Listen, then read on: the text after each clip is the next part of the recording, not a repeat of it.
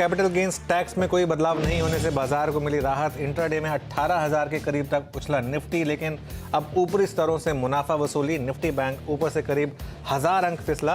Tax छूट घटने से बीमा शेयरों में भारी बिकवाली। वित्त मंत्री निर्मला सीतारमण ने पेश किया अमृत बजट। अगले साल लोकसभा चुनाव को ध्यान में रखकर तमाम बड़े ऐलान किए। महिलाओं और वरिष्ठ नागरिकों को दी बड़ी सौगात। किसान, युवा और छात्रों के लिए भी किए बड़े ऐलान।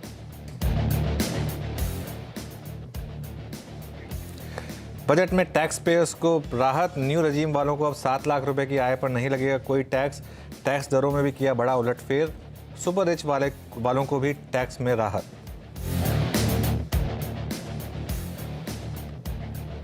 बजट में वरिष्ठ नागरिक का महिलाओं पर खास फोकस। वरिष्ठ नागरिक बचत योजना की सीमा 15 लाख से बढ़ाकर अब 30 लाख की। MIS स्कीम भी दोगुनी बढ़ाकर 9 लाख रुपए की। महिलाओं के लिए खास सम्मान सेविंग स्कीम हुई लॉन्च। 2 लाख की बजट पर मिलेगा 7.5% का ब्याज। न्यू इंडिया के लिए भी मोदी सरकार ने जमकर खोली झोली। कैपिटल एक्सपेंडिचर को बढ़ाकर 10 लाख करोड़ किया। रेलवे पर भी रिकॉर्ड खर्च करेगी सरकार, लेकिन फिस्कल डेफिसिट को भी वित्त मंत्री ने रखा काबू में। और गरीब किसानों पर भी खास फोकस। कृषि स्टार्टअप और मोटे अनाज को दिया बढ़ावा। मत्स्य संपदा में 6000 करोड़ का निवेश। 20 लाख करोड़ तक के कर्ज बांटने का भी रखा लक्ष्य। PM आवास योजना का भी खर्च 66% बढ़ा। अब सोना चांदी के लिए देने होंगे और पैसे। बजट में सरकार ने बढ़ाई ड्यूटी। सिगरेट का शौक भी हुआ थोड़ा महंगा। खिलौने, टीवी और मोबाइल पार्ट्स हुए सस्ते।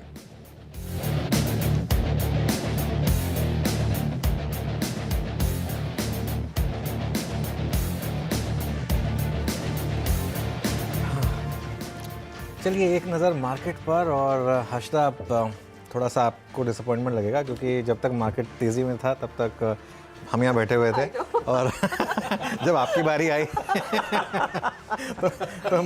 बोझ मेरे ही कंधों पर क्यों आ गया? तो मार्केट गिर गया एकदम से। देखिए निफ्टी जो 300 पॉइंट ऊपर था, अब निफ्टी 16 पॉइंट ऊपर रह गया। और बैंक निफ्टी जो 1200 पॉइंट ऊपर था हर्षदा, सिर्फ 350 पॉइंट ऊपर रह गया। और मिड कैप इंडेक्स में भी एक ज़बरदस्त डिक्लाइन। जैसे कहते हैं डेविल इन द डिटेल। मुझे लग रहा है कुछ ना कुछ मार्केट को लग रहा है यहाँ पर, या तो मुझे लग रहा है कन्फ्यूजन पता क्या हो गई है कि वो जो ओल्ड वर्सेस न्यू रजीम है, ये जो बेनिफिट है जो अवेलेबल है वो सिर्फ न्यू रजीम के लिए अवेलेबल है।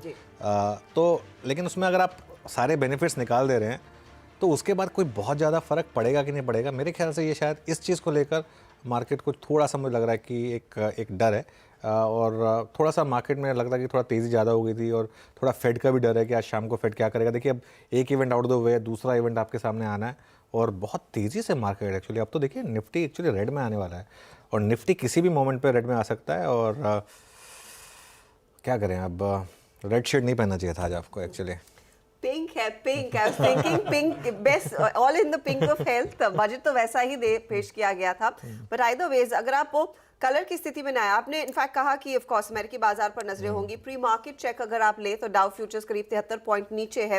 हल्का सा दबाव, तो बहुत कम एक्सपेक्टेशंस के साथ वहां के ट्रेडर्स अब मार्केट्स पर नजरें बनाएंगे। लेकिन कंफ्यूजन की बात अनुज, इनफैक्ट मैं ऊपर शरद कोहली से भी बात कर रही थी। ये जो कैपिटल गेन्स के 10 करोड़ वाला जो रेजिडेंशियल हाउसिंग में डिडक्शन मिलता था, अब वो सिर्फ 10 करोड़ तक ही सीमित रखा है। नहीं तो पहले ऐसे हो रहा था कि अगर आपने कोई घर खरीदा, उससे अज्यूमिंग आपको रिटर्न में 11 करोड़ मिले और पूरे 11 के 11 करोड़ अगर आपने इन्वेस्ट दूसरी रेजिडेंशियल हाउसिंग में किए थे तो सब पर आपको एग्जेम्पशन मिलता। अब सरकार ने कह दिया है कि 10 करोड़ पर आपको एग्जेम्पशन मिलेगा, बाकी उसके ऊपर के अमाउंट पर आपने टैक्स देना पड़ेगा।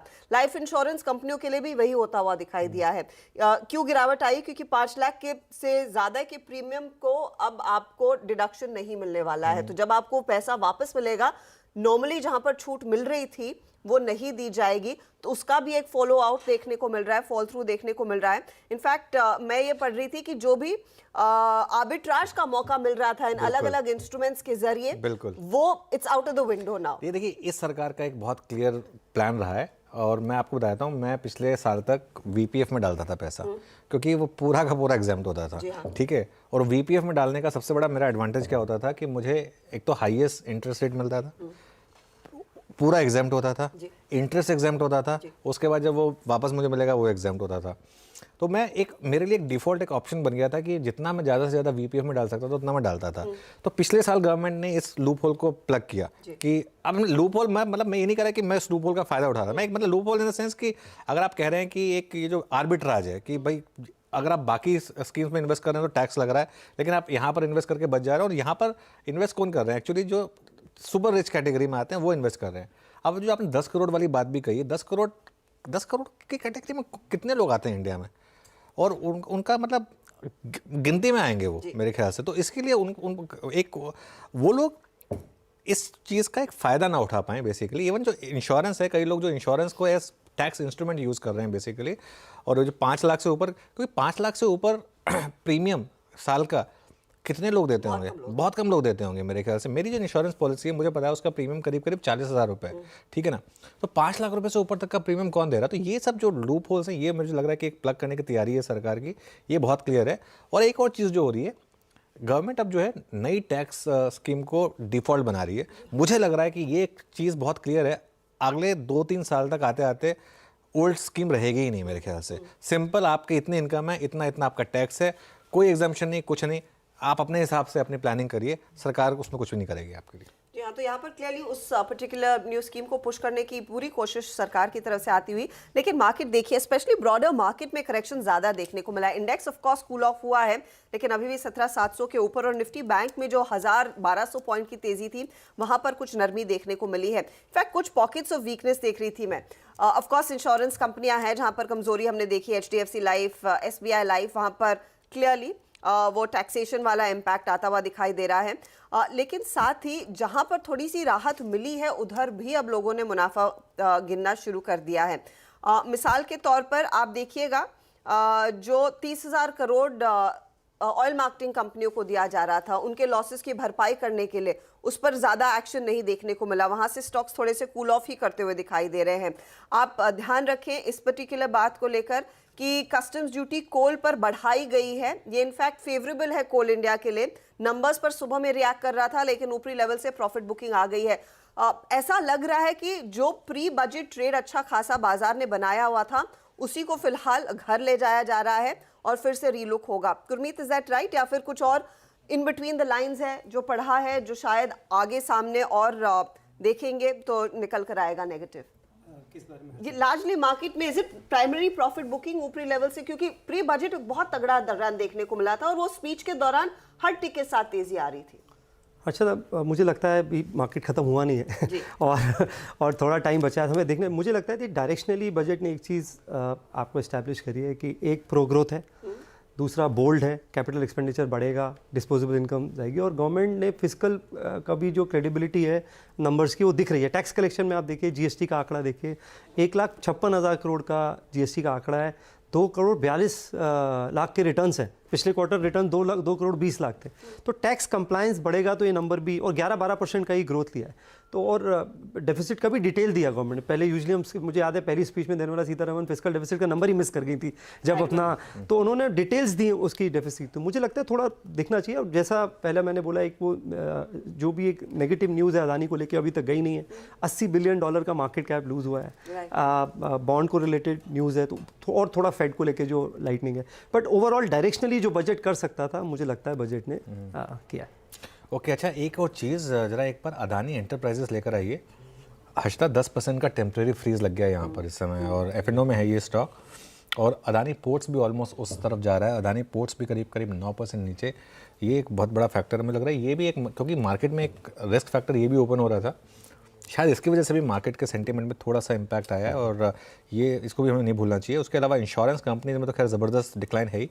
टॉप लूजर इस समय HDFC लाइफ, करीब 11% नीचे इस समय HDFC लाइफ का स्टॉक। क्या इतनी धुलाई वारंटेड नहीं थी, इतनी धुलाई मेरे ख्याल से तो इतनी धुलाई वारंटेड नहीं है। मेरे ख्याल से क्या है ना, ये मुझे लग रहा है मार्केट को जो एक ज़्यादा बड़ा डर है वो ये लग रहा है कि insurance as a tax planning instrument अब आपके लिए वो अट्रैक्टिव नहीं है। और अगर ऐसा है तो कोविड के बाद, देखिए आपको याद होगा कोविड के बाद इंश्योरेंस स्टॉक्स में ज़बरदस्त तेज़ी आई थी। वो इसलिए आई थी क्योंकि उस समय जेन्युइनली लोगों को लग रहा था कि मुझे अपनी फैमिली को प्रोटेक्ट करना है, क्योंकि उस समय किसी को नहीं पता था कि क्या होगा। तो सब अपनी लाइफ में, मुझे याद है मैंने अपनी लाइफ इंश्योरेंस टॉपअप की थी उस समय, तो उस समय काफ़ी प्रीमियम्स बढ़े थे। अब लेकिन सब, क्योंकि कोविड खत्म हो चुका है और सब नॉर्मल वापस हो चुके हैं, उसके बाद अब वापस एक नॉर्मल सेक्टर बन गया। ये आप देखेंगे पिछले 1 साल में इस सेक्टर ने वैसे कुछ नहीं किया। अच्छा, ऐसा नहीं है कि ये स्टॉक्स बहुत ऊपर थे और इसकी वजह से कोई नेगेटिव आ गया। मतलब LIC तो मेरे ख्याल से 52 वीक लो के करीब है। HDFC लाइफ जैसे स्टॉक्स, इन्होंने पिछले पूरे 12 महीने में कुछ किया ही नहीं है। ये देखिए आप आपकी स्क्रीन पर आ रहे हैं ये स्टॉक्स, कुछ भी नहीं किया था। ऐसा नहीं कि ये स्टॉक कोई एक्सपेक्टेशन से जा रहे थे। ये थोड़ा नी जर्क है, लेकिन इसके साथ साथ एक सेक्टर है, मुझे लग रहा है कि उसमें थोड़ी सी डी रेटिंग हो रही है, इसकी वजह से भी गिर रहा है। गुरमीत, हम इस पर बात कर चुके हैं, लेकिन अब तो बहुत ज़्यादा हो रहा है, 12% HDFC लाइफ। आपने जो बात बोली ना वो डायरेक्शनली वाली, पहले आप देखिए लास्ट ईयर यूलिप पे खत्म किया। हाँ, इस साल उन्होंने बोला है 5% का प्रीमियम। तो ये जो अश्योर्ड रिटर्न्स वाले प्लान होते हैं नॉन पार में, जो काफ़ी तो ये एज अ इन्वेस्टमेंट प्रोडक्ट इसका टैक्स आर्बिट्राज के लिए यूज़ हो रहा था। और मैंने मनोज की बात से एग्री करता हूँ, जहाँ भी टैक्स आर्बिट्राज दिखेगा, मैंने MLD के बारे में बताया आपको, मार्केट लिंक डिवेंचर्स, वहाँ भी उन्होंने टैक्स आर्बिट्राज हटाया है। तो मुझे लगता है डायरेक्शनली मार्केट को ये कंसर्न है कि ये जो टैक्स एफिशिएंसी है सारे प्रोडक्ट्स की कहीं जाती, बट ये जो बिजनेस है ना बड़ा बैक एंडेड होता है सदा। आप देखिए रिटर्न ऑन एम्बेडेड वैल्यू अच्छे इंश्योरेंस की 16-18% है। न्यू बिजनेस प्रीमियम ग्रोथ है, हम अंडर पेनिट्रेटेड है एज अ सोसाइटी। तो थोड़ा प्रोडक्ट मिक्स के बाद मुझे लगता है डिफ्रेंशिएशन आएगा। जिसका प्रोडक्ट मिक्स अच्छा है, क्रेडिट प्रोडक्ट, एन्युटी, पार, कॉर्पोरेट वाली जो पॉलिसीज होती हैं, और जिनका पूरा लॉपसाइडेड है कि भाई सिंगल प्रीमियम प्लान ही ज़्यादा हैं, और तो वहाँ पे मुझे लगता है बाजार डिफरेंशिएट करेगा कुछ समय के बाद इंश्योरेंस में। आपको जो नहीं, एक दूसरा पॉइंट ये था कि मार्केट एक्सपेक्ट करके चल रहा था कि ATC के अंदर 1.5 से 2 या 2.5 लाख हो जाए। तो आई थिंक उम्मीद ये थी कि अगर 50 से 1 लाख तक और एडिशनल लिमिट बढ़ती है तो शायद इंश्योरेंस प्रोडक्ट्स और एसेट मैनेजमेंट प्रोडक्ट्स में जाए, वो शायद है नहीं है। तो that is probably also disappointing. और इस पर्टिकुलर बजट में ये भी उभर कर आ रहा था कि क्या आप स्पेशली फॉर वुमेन, क्या आप उनको ऑफ कोर्स एनकरेज कर रहे हैं पैसे बचाने के लिए, लेकिन अगर मुझे 7.5 या 7.75% 2 साल के लिए फिक्स्ड रेट मिल रही है, तो मैं वहां क्यों ना पैसा कमिट कर लूं versus investing in the market. नहीं, ये तो इस साल स्टॉक मार्केट में रिस्क है। अभी जैसे गुरमीत जी भी बता रहे थे कि जो GSEC फंड है जो कि इतना सेफ है, उसमें आपको 8% के करीब यील्ड मिल रही है आज के डेट में। तो आप, और ये एक और चीज़ है, इस साल आप देखेंगे तो FIs ऑलरेडी 41,000 करोड़ बेच चुके हैं और उसके सामने डोमेस्टिक ने 35,000 के करोड़ के करीब ही बाइंग की है। तो इस साल मार्केट में एक रिस्क तो है कि अगर FI का पैसा भी बाहर गया और डोमेस्टिक उतना ना खरीद पाया जो पिछले साल खरीद लिया था। पिछले साल जो डोमेस्टिक के पास ज़्यादा ऑप्शंस नहीं थे स्टॉक मार्केट के अलावा, और प्लस स्टार्टिंग वैल्यूएशन काफ़ी कम थी। इस साल मार्केट में वो भी एक रिस्क फैक्टर है कि स्टार्टिंग वैल्यूएशन हाई है। लेकिन मैं फिर भी एक चीज़ कहूँगा कि ये जो बजट है ये काफ़ी ग्रोथ ओरिएंटेड है और काफ़ी जैसे कहते हैं कि एक डिस्पोजेबल इनकम को पुश करने वाला बजट है, और मुझे लग रहा है कि उसका इम्पैक्ट देर सवेर आएगा जरूर मार्केट में। और कुछ ना कुछ सेक्टर्स में, खासतौर से ऑटोज़, सीमेंट और ये जो रियल एस्टेट है, जैसे छोटी रियल एस्टेट कंपनियाँ हैं, छोटी रियल एस्टेट कंपनियों के लिए मुझे लग रहा है कि बजट काफ़ी अच्छा होने वाला है। तो इम्पैक्ट तो आएगा। आज तो मार्केट में पोजीशनिंग है, ये अदानी का डर भी वापस आ रहा है एक बार। देखिए अदानी एंटरप्राइजेस 12.5% गिर गया स्टॉक का, एक बार वो लेकर आई है स्टॉक, 12.5% वो स्टॉक गिर गया। प्लस आज रात का फेड का इवेंट भी है, वो भी डर है। ये तो कैश का स्टॉक है ये, क्योंकि कैश का फ्रीज खुला नहीं है। F&O का फ्रीज खुल गया है, F&O में 12% डाउन हो गया है। F&O का फ्रीज खुलने के बाद 13% डाउन हो गया है ये स्टॉक। तो ये भी एक मार्केट में रिस्क है एक्चुअली। अच्छा, इस बीच हमारे साथ CII प्रेसिडेंट संजीव बजाज भी जुड़ गए। मिस्टर बजाज, स्वागत है आपका CNBC आवाज़ पर। A lot of things have been announced और हम इस बात की सबसे ज़्यादा चर्चा कर रहे थे कि ये एक ग्रोथ ओरिएंटेड बजट है, स्पेशली जो फिस्कल डेफिसिट का टारगेट देखने को मिला है 5.9% फॉर द नेक्स्ट ईयर। इस पर मैं आऊंगी, लेकिन प्रधानमंत्री नरेंद्र मोदी इस समय अपना बयान दे रहे हैं। मजबूत नींव का निर्माण करेगा। ये बजट वंचितों को वरीयता देता है। ये बजट आज की एस्पिरेशनल सोसाइटी, गांव, गरीब, किसान, मध्यम वर्ग सभी के सपनों को पूरा करेगा। मैं वित्त मंत्री निर्मला जी और उनकी टीम को इस ऐतिहासिक बजट के लिए बधाई देता हूं। साथियों, परंपरागत रूप से अपने हाथ से औजारों और टूल्स से कड़ी मेहनत कर कुछ न कुछ सृजन करने वाले करोड़ों विश्वकर्मा इस देश के निर्माता है। लोहार, सुनार, कुम्हार, सुथार, मूर्तिकार, कारीगर, मिस्त्री, अनगिनत लोगों की बहुत बड़ी लंबी लिस्ट है। इन सभी विश्वकर्माओं की मेहनत और सृजन को देश इस बजट में पहली बार अनेक प्रोत्साहन योजना लेकर के आया है। ऐसे लोगों के लिए ट्रेनिंग, टेक्नोलॉजी, क्रेडिट और मार्केट सपोर्ट की व्यवस्था की गई है। पीएम विश्वकर्मा कौशल सम्मान यानी पीएम विकास करोड़ों विश्वकर्माओं के जीवन में बहुत बड़ा बदलाव लाएगा। साथियों, शहरी महिलाओं से लेकर गांव में रहने वाली महिलाएं हो, कारोबार रोजगार में व्यस्त महिलाएं हो या घर काम में व्यस्त महिलाएं हो, उनके जीवन को आसान बनाने के लिए बीते वर्षों में सरकार ने अनेक विध कदम उठाए हैं। जल जीवन मिशन हो, उज्ज्वला योजना हो, पीएम आवास योजना हो, ऐसे अनेक कदम, इन सबको बहुत बड़ी ताकत के साथ आगे बढ़ाया जाएगा। उसके साथ साथ महिला सेल्फ हेल्प ग्रुप एक बहुत बड़ा सामर्थ्यवान क्षेत्र आज भारत में बहुत बड़ी जगह अपने हाथ एक्वायर कर चुका है। उनको अगर थोड़ा सा बल मिल जाए तो मिरेकल कर सकते हैं। और इसलिए विमेन सेल्फ हेल्प ग्रुप उनके सर्वांगीण के विकास के लिए नई पहल इस बजट में एक नया आयाम जोड़ेगी। महिलाओं के लिए एक विशेष बचत योजना भी शुरू की जा रही है और जनधन अकाउंट के बाद ये विशेष बचत योजना सामान्य परिवार की गृहिणी माताओं बहनों को बहुत बड़ी ताकत देने वाली है। ये बजट सहकारिता को ग्रामीण अर्थव्यवस्था के विकास की धुरी बनाएगा। सरकार ने कोऑपरेटिव सेक्टर में दुनिया की सबसे बड़ी अन्न भंडारण योजना बनाई है, स्टोरेज कैपेसिटी। बजट में नए प्राइमरी कोऑपरेटिव्स बनाने के लिए एक महत्वाकांक्षी योजना का भी ऐलान हुआ है। इससे खेती के साथ साथ दूध और मछली उत्पादन के क्षेत्र का विस्तार होगा।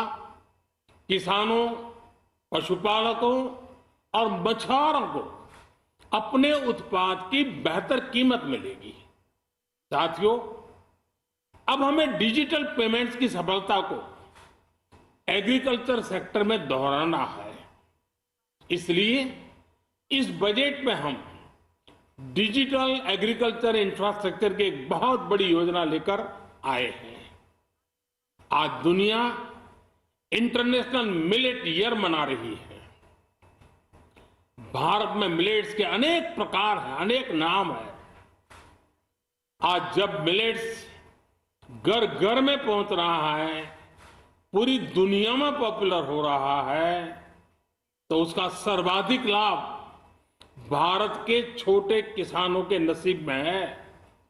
और इसलिए आवश्यक है कि नए तरीके से उसको आगे ले जाया जाए। इसकी एक नई पहचान, विशेष पहचान आवश्यक है। इसलिए अब इस सुपर फूड को श्री अन्न की नई पहचान दी गई है। उसके प्रोत्साहन के लिए भी अनेकविध योजनाएं बनाई गई हैं। श्री अन्न को दी गई प्राथमिकता से देश के छोटे किसानों, हमारे आदिवासी भाई बहन जो किसानी करते हैं, उनको आर्थिक संबल मिलेगा और देशवासियों को एक स्वस्थ जीवन मिलेगा। साथियों, ये बजट सस्टेनेबल फ्यूचर के लिए green growth, green economy, green energy, green infrastructure और ग्रीन जॉब्स को एक अभूतपूर्व विस्तार देगा। बजट में हमने टेक्नोलॉजी और न्यू इकोनॉमी पर बहुत अधिक बल दिया है। एस्पिरेशनल भारत आज road, rail, metro, port, waterways हर क्षेत्र में आधुनिक इंफ्रास्ट्रक्चर चाहता है। नेक्स्ट जनरेशन इंफ्रास्ट्रक्चर चाहिए। 2014 की तुलना में इंफ्रास्ट्रक्चर में निवेश पर 400% से ज्यादा की वृद्धि की गई है। इस बार इंफ्रास्ट्रक्चर पर 10 लाख करोड़ रुपए का अभूतपूर्व इन्वेस्टमेंट भारत के विकास को नई ऊर्जा और तेज गति देगा। ये निवेश युवाओं के लिए रोजगार के नए अवसर पैदा करेगा, एक बहुत बड़ी आबादी को आय के नए अवसर उपलब्ध कराएगा। इस बजट में ईज ऑफ डूइंग बिजनेस के साथ साथ हमारे उद्योगों के लिए क्रेडिट सपोर्ट और रिफॉर्म्स के अभियान को आगे बढ़ाया गया है।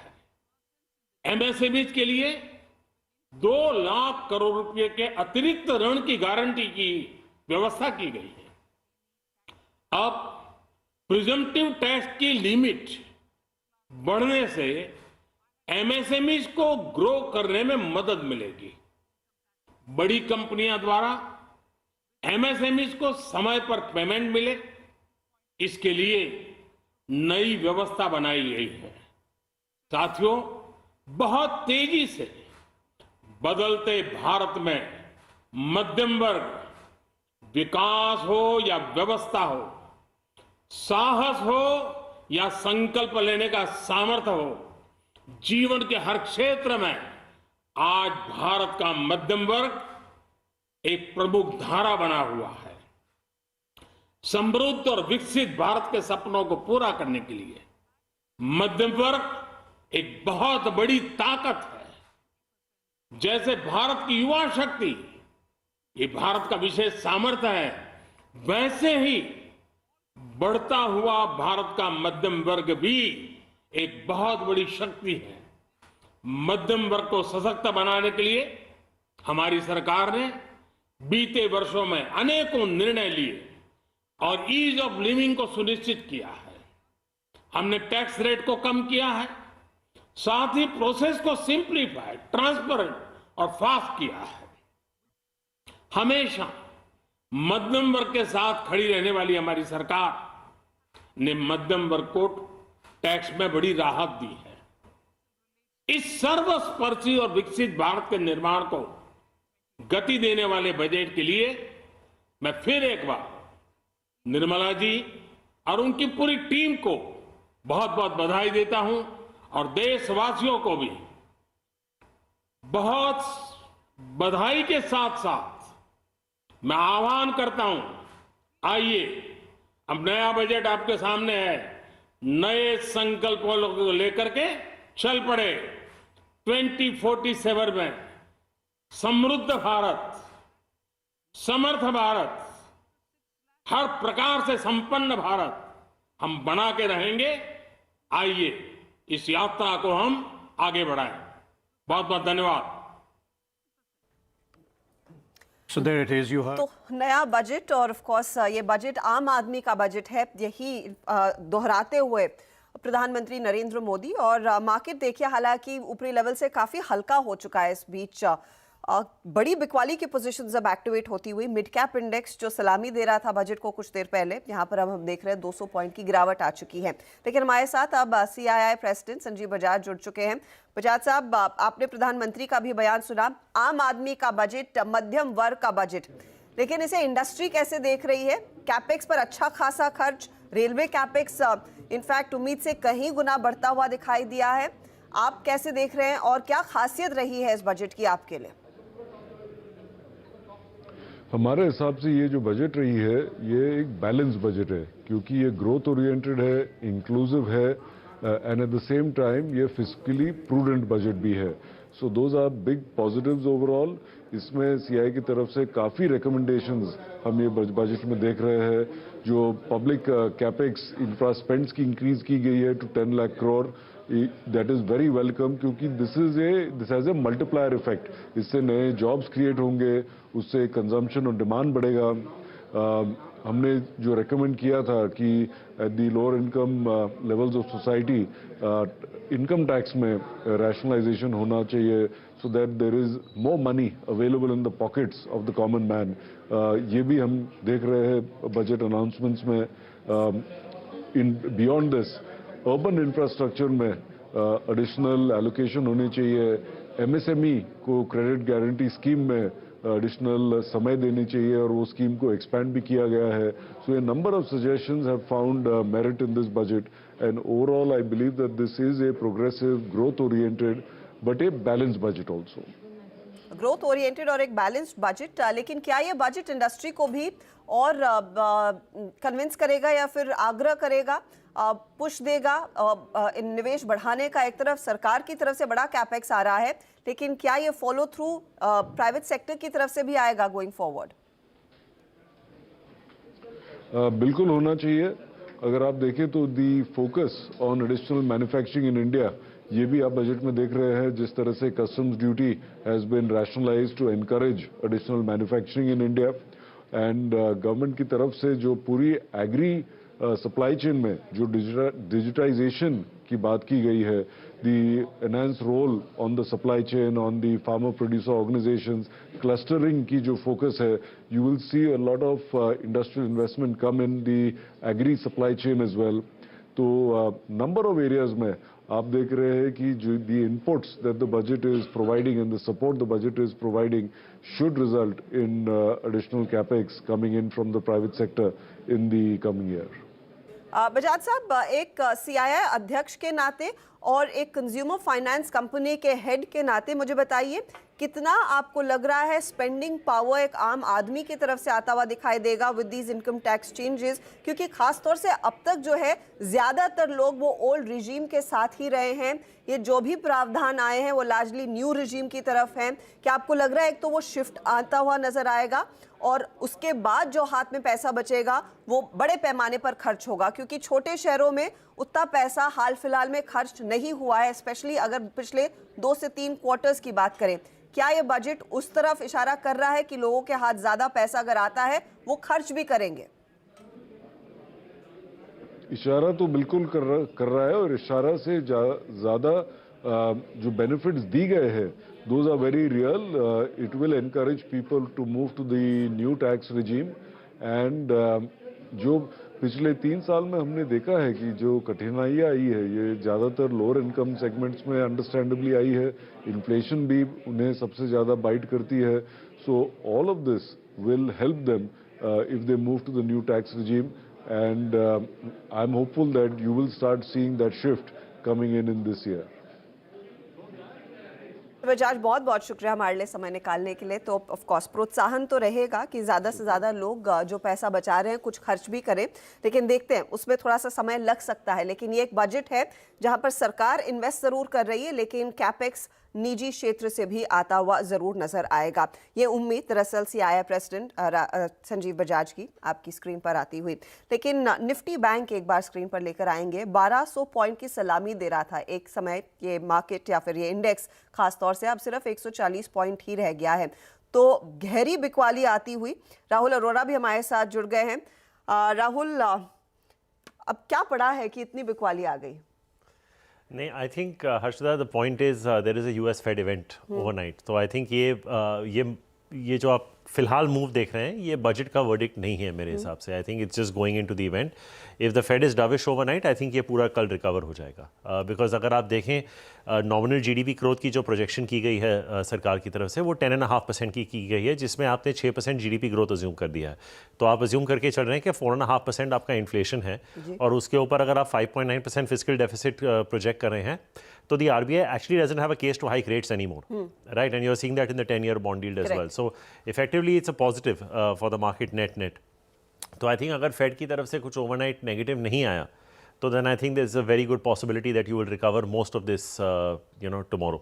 I think थोड़ा फ्रॉथ था कहीं कहीं जगह पे, मोर आई थिंक पिछले एक हफ्ते में अदर न्यूज़ फ्लोज वगैरह की वजह से भी निकल गया है, थोड़े आज गिर रहे हैं। जुबिलेंट फूड वर्क्स के नंबर्स अच्छे नहीं थे, ओवरनाइट वर्लपूल कॉर्पोरेशन के रिजल्ट्स आए थे, मैं अभी आपके चैनल पे देख रहा था कि उनकी भी इंडिया कमेंट्री ठीक नहीं थी। तो जहाँ जहाँ एक्सेसिव वैल्यूएशंस थे वहाँ स्टॉक्स अभी भी करेक्ट हो रहे हैं, but like I said I don't think this is a reaction to the budget. मुझे लगता है कि आखिरी 1 घंटा है बाजार का, बहुत बड़ी इवेंट है रात को, तो आई थिंक लोग थोड़ा पोजिशन स्लाइड करके they probably want to approach the event. तो बड़े इवेंट से पहले थोड़ा सा हाथ हल्का किया जा रहा है। वीरू, टेक्निकल पंचायत हमारी क्या कह रही है इस सेल ऑफ में?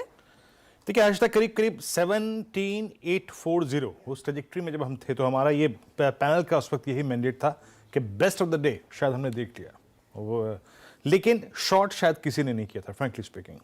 अब हम डे लो की तरफ बढ़ रहे हैं फिर, और कल का जो लास्ट आधे घंटे का एवरेज का निफ्टी का प्राइस था, आपसे कुछ देर पहले जब आप राहुल से बात कर रही थी, वो वॉलेट हुआ। We are now at day low at 17,637।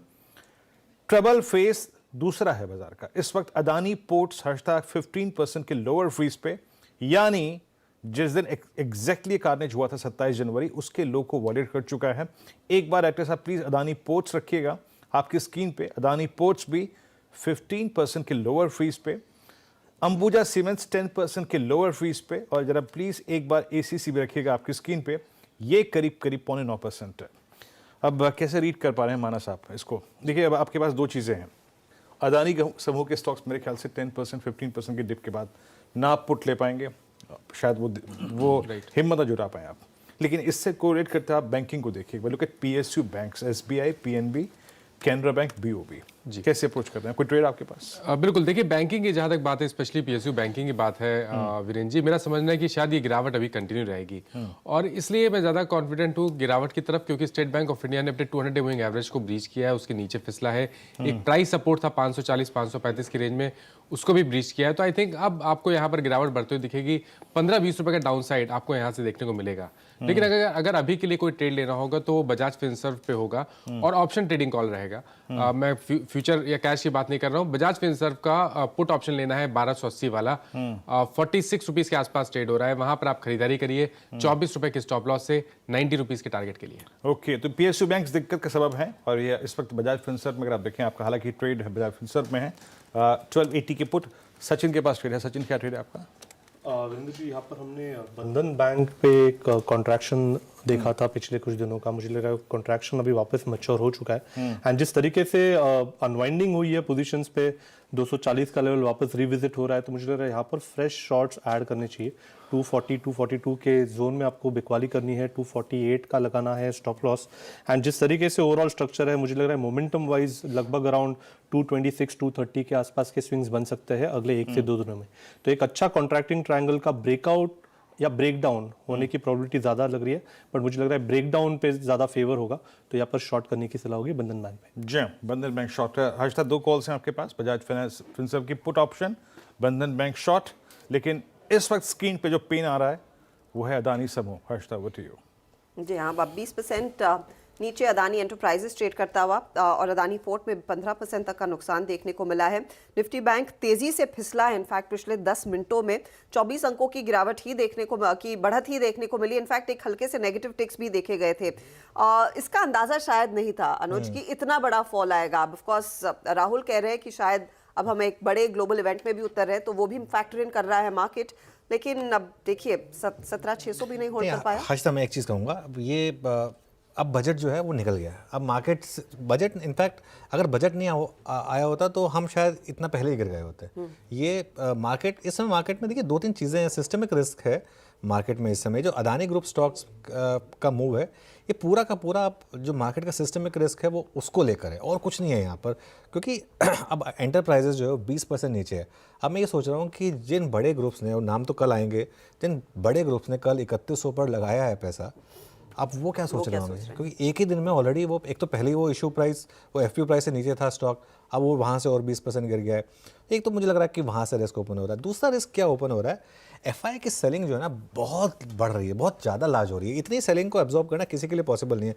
Last 2-3 दिन का आप नंबर देखेंगे, 6-6 हज़ार करोड़, 7-7 हज़ार करोड़ एक दिन में, ऑलमोस्ट हम $1 बिलियन, मुझे लग रहा है आज तो शायद और अगर वो 17,600 पे बेच रहे हैं तो 18,200 पे तो बेचेंगे ही बेचेंगे, और वो एक पैसा अपना यहाँ से निकाल कर लगा रहे हैं चाइनीज़ मार्केट्स में, बाकी की ईस्ट एशियन मार्केट्स में। वो एक बहुत बड़ा फैक्टर मार्केट के लिए ओपन हो रहा है। और एक जो चीज़ हमने डिस्कस भी की थी कि इस साल जो मार्केट के लिए रिस्क फैक्टर होगा कि FIs ने तो पिछले साल भी बेचा था, इस साल डोमेस्टिक पैसा भी अगर थोड़ा कम हो जाएगा, क्योंकि ऑलरेडी आपको एक रिस्क फ्री इतना अच्छा आपको फिक्स इनकम में मिल रहा है, उसकी वजह से भी एक इम्पैक्ट आ सकता है। लेकिन राहुल, सबसे पहले तो वेलकम बैक। और ये अदानी ग्रुप स्टॉक्स में ये क्या हो रहा है इस समय, और आपका क्या व्यू है इसको लेकर? टफ क्वेश्चन है, मुझे पता है। मैं कहने वाला था पहले मुंह मीठा कर लीजिए। Thank you so much for this, really appreciate it. देखिए अनुज, आपने काटा कि नहीं केक वैसे? नहीं, आप ही का इंतजार था। चलिए काटते हैं फिर अभी थोड़ी देर में, पहले एक जवाब दे दीजिए फिर केक तो काटेंगे। I think Anuj, see there is an issue, there is definitely an issue. We just track ACC Ambuja, तो we don't have coverage on the other names. तो लेकिन आपका पॉइंट बहुत सही है। I think issue is not so much about the group stocks, it's more about the banking sector, right? Because the total weightage of the group stocks is not that much. I think it'll be less than, one of the top 5 weighted companies in the index as well. The question is, what side are you on, and how bad could this get? I'm generally not struggling for words, but I am, because it's it's up in the air. अब जब ये report आई थी, अगर आपको किसी ने कहा होता कि ये इसका इवेंचुअलिटी होता तो पता नहीं था, क्योंकि मुझे आज भी याद है जब पहली बार आई थी, काफ़ी सारे इन्वेस्टर्स बोल रहे थे ये तो पता है, ये तो पता है, ये तो पता है। But the fact is that almost $70 billion of market cap has been eroded. That is a factual number, that is not conjecture.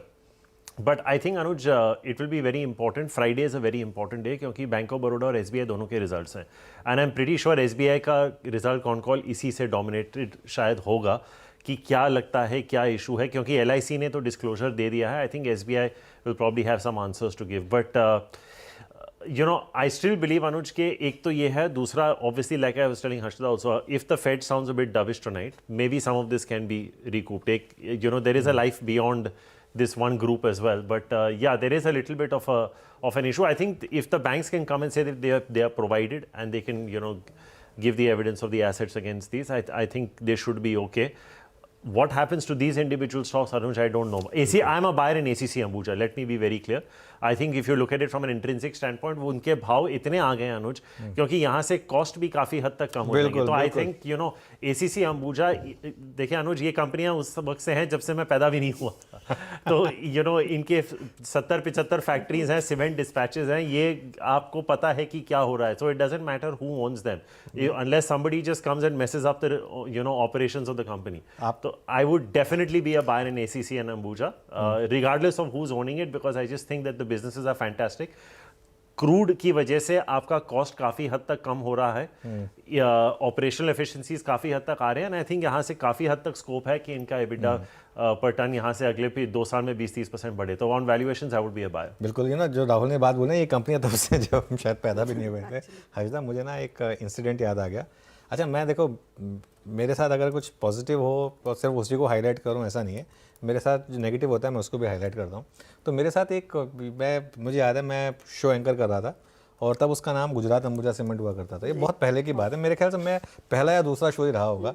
और तब अनिल सिंह भी मैनेजमेंट में हुआ करते थे, वो हेड करते थे, वो MD और CEO थे। तो अब मैंने सोचा कि कंपनी का नाम है गुजरात अंबुजा, तो मैंने थोड़ा सा स्मार्ट बनने के लिए बोला कि अच्छा, आपकी सबसे बड़ी मार्केट जो गुजरात है उसमें क्या है? तो उन्होंने बोला, अनुज, हमारी कंपनी का नाम गुजरात अंबुजा है, लेकिन हमारा गुजरात में एक्सपोजर बहुत कम है, हम एसेंशली मुंबई बेस्ड कंपनी है। तो वो मुझे याद आ गई। लेकिन 350 रेट अंबुजा का एक बार वापस लेकर आइए। अंबुजा का रेट एक बार देखते हैं। मेरे ख्याल से तो उस दिन जो गिरा था, जिस दिन पैनिक फैक्टर आया था, हाँ, उसको ब्रेक कर दिया, उसको ब्रेक कर दिया। और मेरे ख्याल से 440 पे तो प्रेफरेंशियल हुआ था शायद जी। और तो खैर, ये रिप्लेसमेंट कॉस्ट के भी मेरे ख्याल से आसपास ही होगा गुरमीत। इसमें ACC रिप्लेसमेंट कॉस्ट से नीचे है। ACC रिप्लेसमेंट अंबुजा शायद अगर और 5-10% और नीचे आएगा तो शायद, क्योंकि अंबुजा हमेशा से थोड़ा प्रीमियम वैल्यूएशन बना है, 13-14 टाइम EBITDA रहा है। ACC रिप्लेसमेंट कॉस्ट से नीचे है। वाह। देखिए अनुज, रिजल्ट्स तो खराब थे नहीं, मोस्टली इनलाइन ही थे, and this is a company that has reported the results. Of course the new management had nothing to do with these results, right? quarter तो pretty much was the deal happened pretty much towards the back end of the quarter. तो it is just an issue of a sentimental issue. But Anuj मैं इतने सालों से आपको यही बोलता आया हूँ कि अच्छी कंपनियों को इसी वक्त खरीदा जाता है जब भाव आपको मिलते हैं। और मैं इसमें एक चीज ऐड करूंगा Anuj, I will stick my neck out, please buy insurance companies today.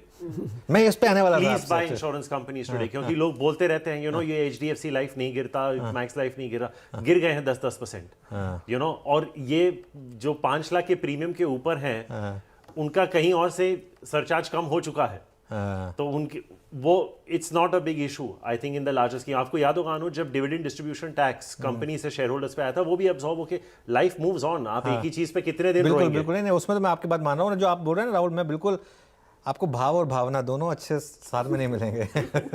दो में से एक पे तो आपको फिर कंप्रोमाइज करना पड़ेगा। अगर मान लो सेंटीमेंट अच्छा है तो भाव अच्छा नहीं मिलेगा, और सेंटीमेंट खराब है तो फिर भाव अच्छा मिलेगा मैं आपको एक बात बताता हूँ अनुज, मैं आज तक एक इन्वेस्टर को नहीं मिला हूँ जिसने स्टॉक को एकदम बॉटम पे खरीदा या एकदम टॉप पे बेचा है। वो 20-30% के बाद सबसे स्मार्ट इन्वेस्टर भी बोलेगा चल यार 20-30% बढ़ गया ले लेते हैं, और ऊपर से भी वो कभी 5-10% पे नहीं बेचेगा। वो 20-30% गिरे फिर वो बोलेगा मैं आपको ऐसे कम से कम 1000 इन्वेस्टर दिला दूंगा ट्विटर पे। ट्विटर पे आपको मैं आपको we are dealing with real money on institutions and if you speak to any fund manager right, नहीं बिल्कुल वो आपको बता देंगे कि it is impossible to catch it. But I think ACC, Ambuja, insurance companies, you're getting a great opportunity to buy these stocks today. I mean, there may be technical reasons they are falling, but I think these are very transient in nature. और ये आपको फिर आप क्या हो जाएगा ना अनुज, अगर आप इस भाव पे नहीं खरीदते ना तो फिर आपको इन अ वे मैं सोचता हूँ कि आपको कोई अधिकार नहीं है आपको कहने का कि market is only a place where you lose money. You have to be smart कि अगर आपके पास कैश है तो अच्छी कंपनियों को ऐसे दिनों पे खरीदने के लिए। तो आपकी भी कोई ऐसी लिस्ट है खरीदने वाली? तो इसमें एक पॉइंट और मुझे ऐड करना था, ये जब आप मार्जिन लेंडिंग हॉल्ट करते जी हैं, हाँ। थोड़ा टेक्निकल है, तो जैसे पहले आप 75-80 रुपीज़ देते हैं 100 रुपीज़ के बॉन्ड को और लिमिट देते हैं। जब आप उसको जीरो असाइन कर देते हैं, जैसे जो भी न्यूज़ है क्रेडिट स्विस की कि जीरो वैल्यू असाइन कर दिया अदानी पोर्ट को, एनर्जी को और अदानी इलेक्ट्रिक, तो उसमें क्या होता है, लेवरेज जो ट्रेड्स होते हैं वो अनवाइंड होते हैं। तो जो राहुल बोल रहा है कि कई बार टेक्निकल करेक्शन होता है, क्योंकि उस बहुत सारे स्ट्रक्चर्स होते हैं ऑफशोर जो बॉन्ड पे लीवर्ड होते हैं, जो आपने एक्सपोजर लिया होता है। तो उसके लिए जब आप वो बॉन्ड का प्राइस गिर जाएगा तो मार्जिन कॉल आएगा, तो वो फोर्स सेलिंग भी होती है। तो मेरा ये मानना है कि अच्छे जोन में आ गया है, बट क्योंकि इतना सिस्टम इतना कॉम्प्लिकेटेड होता है, ये थोड़ा वेट करके भी ले लेंगे तो 5% अपसाइड में कोई, बट मैं ये एग्री करता हूँ कि बहुत अच्छे वैल्यू जोन में, स्पेशली जो सीमेंट स्टॉक्स हैं। सॉरी एक नोट आया है, सॉरी मैं थोड़ा इंटरव्यू कर रहा हूँ, दोनों से मैं व्यू लूँगा। एक्चुअली एक नोट आया है लाइफ इंश्योरेंस पे आउट को लेकर, वो ये नोट कह रहा है कि एक्चुअली काफ़ी नेगेटिव है, क्योंकि वो कह रहे हैं कि ये पिछले साल जो था यूलिप्स में ये टैक्स इंट्रोड्यूस हुआ था, अगर प्रीमियम 2.5 लाख से ज़्यादा था, अब ये पूरा का पूरा हो गया सब प्लान्स पर और 5 लाख से ज़्यादा। ये कह रहे हैं कि कुछ इंश्योरेंस कंपनियाँ जैसे HDFC life insurance, ICICI life insurance, ये टैक्स आर्बिट्राज को यूज़ कर रही थी, और कुछ काफ़ी HNIs टैक्स फ्री इनकम ले रहे थे इसकी वजह से फॉर लाइफ, और ये पूरा का पूरा प्लग हुआ है। इसकी वजह से एक्चुअली काफ़ी करेक्शन आनी चाहिए। तो ये शायद वो जो आप बोल रहे थे उसमें उसके थोड़ा सा उलट एक सुनने में आ रहा है मुझे। नहीं सी अनुज, देखिए म्यूचुअल फंड में भी आपके यूनिट्स टैक्सेबल हैं बियॉन्ड अ पॉइंट। तो I think if you are bringing it on parity, अगर आपको एडवांटेज था, एक मैं वही कह रहा हूँ कि एक वन टाइम अब्जॉर्प्शन है। अगर आपको डिविडेंड डिस्ट्रीब्यूशन टैक्स भी देना था, it's a one time adjustment, और फिर आप अपने कैश फ्लोज में, आपके पर्सनल कैश फ्लोज में वो फैक्टर इन कर लेते हैं, life moves on. Fact is कि क्या ये कंपनीज जो आज की डेट में आपको 20 से 25% का VNB मार्जिन देते हैं, क्या इसकी वजह से वो मार्जिन गिरेगा? जो ये 16 से 18% का आपको रिटर्न ऑन एम्बेडेड वैल्यू देते हैं, क्या उसकी वजह से ये बदलेगा? If the business dynamics are not going to change, HDFC life has gone through a very long price correction, time wise correction. Anuj, आपको याद होगा एक ज़माने में 4.5 times price to embedded value होता था। लोग बोलते थे HDFC बैंक के वैल्यूएशन क्यों देते हैं। 18 महीने पहले चले जाइए या 2 साल पहले की बात है, जो संचय का उनका लॉन्च हुआ था HDFC लाइफ का, आई थिंक सबने ही लिया होगा वो plan, and it did so well. So the point is that the core business is okay.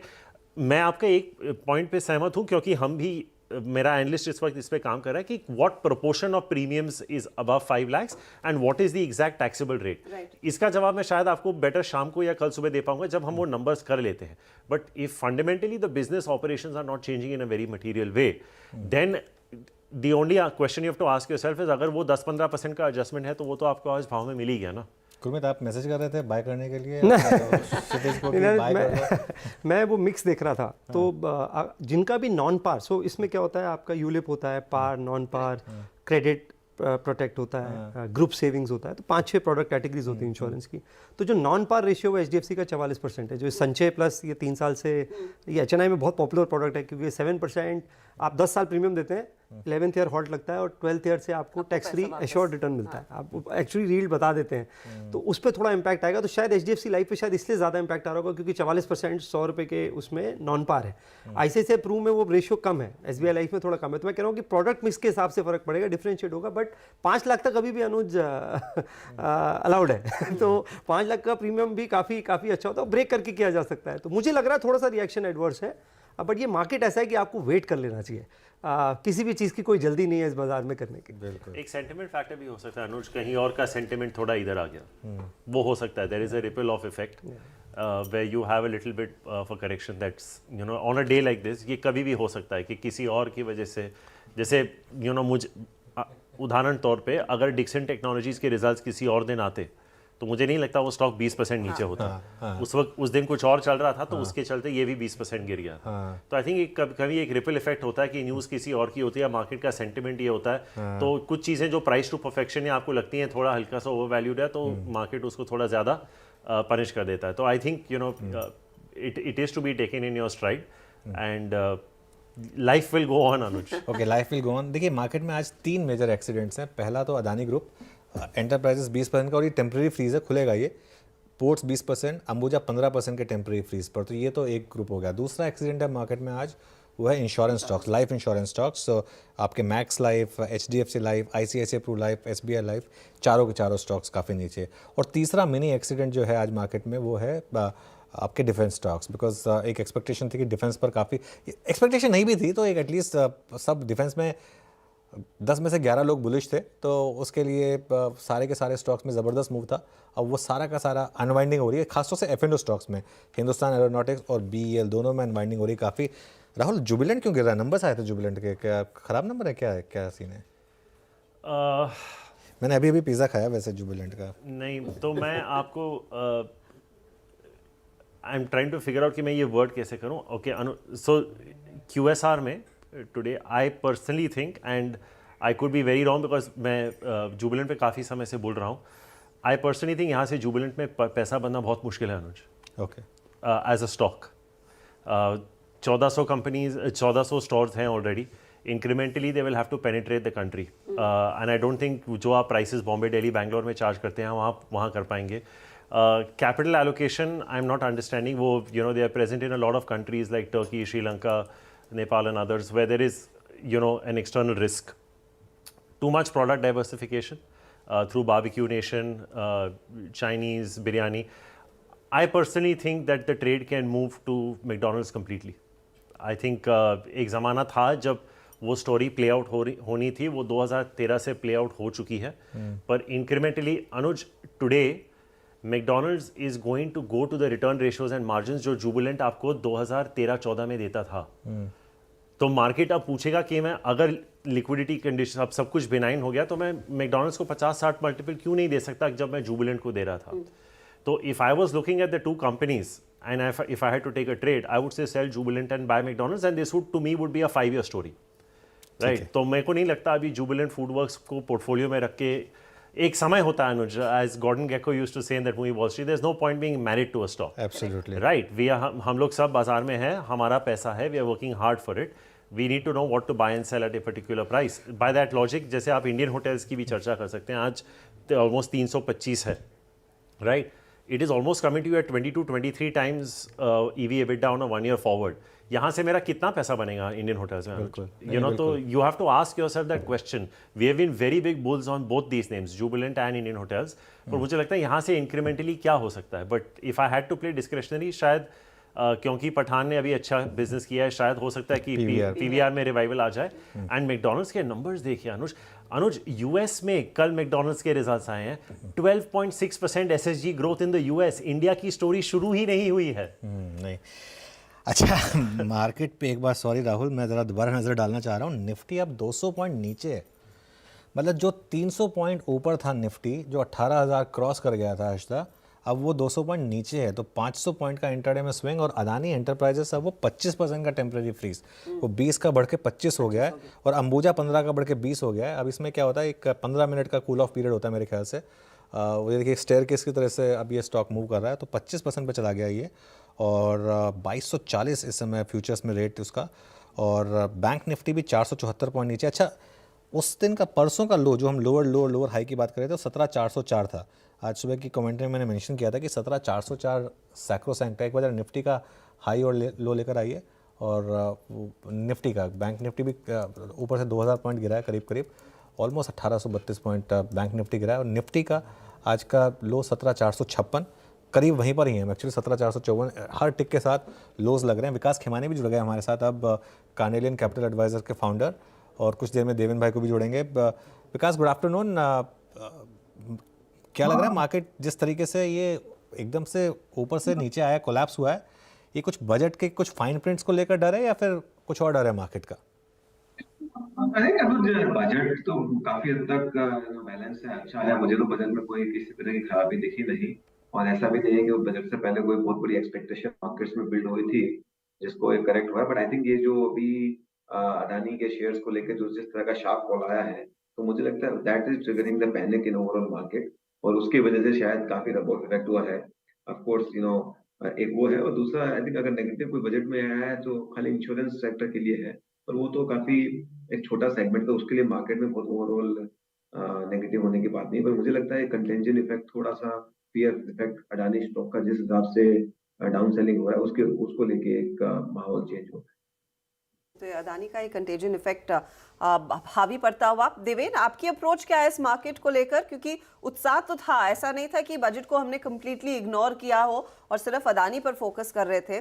हमने अच्छी खासी तेजी देखी थी इंट्राडे में, और अब गहरे लॉसेस। आई थिंक जो ये सिचुएशन है, वो सिचुएशन थोड़ी ट्रिकी सिचुएशन भी गिनी जानी चाहिए, क्योंकि एक तरफ बजट के माध्यम से देखें मार्केट को, तो I think budget has provided everything which the market possibly was asking for, including I think the amount of capital investment, including the money living in the hands of the taxpayers, and resultant I think impact would be to bring money into the economy for spending purpose, both for infrastructure as well as for consumer spending. तो ये तरीके के budget को देखें तो budget ने काफी हद तक डिलीवर किया है, but assigning the nil value to the overseas bond of Adani by Credit Suisse is definitely, I think, asking for some more, because I think ultimately if that kind of a pressure comes, the market के अंदर काफी हद तक उसका unwinding हो सकता है, and that is where I think the market has possibly, I think, given up right now. Maybe I think this is where the nervousness has come. We'll all have to wait and see how this particular situation pans out. Deven, लेकिन क्या आपने कुछ opportunity ढूंढी है इस market में पैसे लगाने की, या फिर कल परसों बाद ही नया निवेश आएगा? क्योंकि इस समय पैनिक तो डेफिनेटली है ऑन द स्ट्रीट्स, जिस तरह से मिड कैप्स भी अब 700 पॉइंट नीचे आ गए हैं।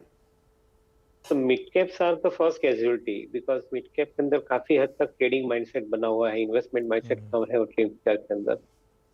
Every second person in the market I think plays mid cap I think for the trading purpose. Overall investment opportunity के अंदर मैं नहीं मानता कि कोई गलत है। आई थिंक ओवरऑल बैंकिंग क्षेत्र के अंदर जो अपॉर्चुनिटी बनती है वो डेफिनेटली पॉजिटिव है। मैं ऐसा समझता हूँ कि करेक्शन के साथ में आईटी और कैपिटल गुड्स में भी फॉल आता है, तो ये एक डेफिनेटली आई थिंक अपॉर्चुनिटी रहेगी बाइंग करने के लिए। ऑफ कोर्स कंज्यूमर स्पेंडिंग के हिसाब के माध्यम से देखें, और इवन स्क्रैपेज पॉलिसी के माध्यम से भी कमर्शियल व्हीकल को प्रेफरेंस देते हैं, तो मेरा ऐसा मानना है कि ऑटो एंसिलरी के लिए भी I think at lower levels buying should be seen relatively more safe compare to others. Vikas, आप कहाँ पर अब इस समय अपने फंड में बाय करना पसंद करेंगे? इस समय मार्केट का जो रवैया है और जो इस समय मार्केट का मूड है, उसको देखकर आप कहाँ पर बाइंग इंटरेस्ट ढूंढेंगे? विकास,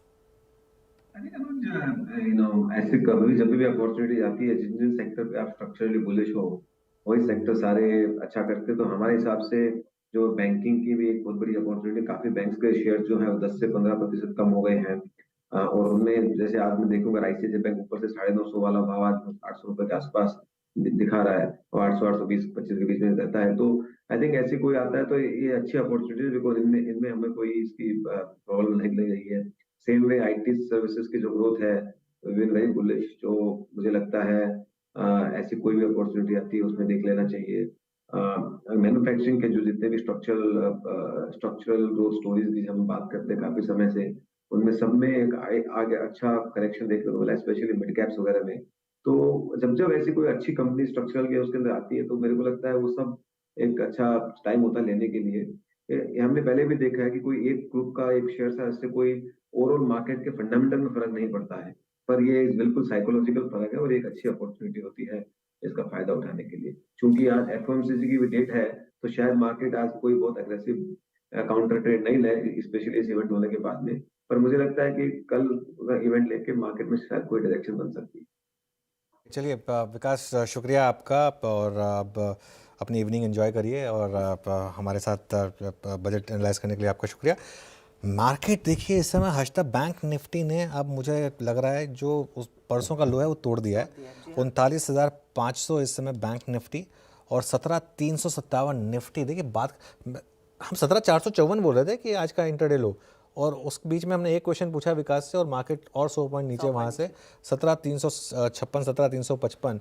ये तो मार्केट में अब इस समय क्लियरली एक पैनिक फैक्टर है, और ड्यू है या अनड्यू है कहना थोड़ा मुश्किल है, लेकिन जितना बढ़ाया था निफ्टी बैंक को उतना ही नीचे खींच दिया, जितना बढ़ा था उतना ही खींच गया। तो मतलब आज तो दोनों तरफ के ट्रेडर्स ने क्या ज़बरदस्त। अच्छा, ये एक चीज़ होती है, इसके लिए ट्रेडर को थोड़ा निम्बल रहना बहुत ज़रूरी है।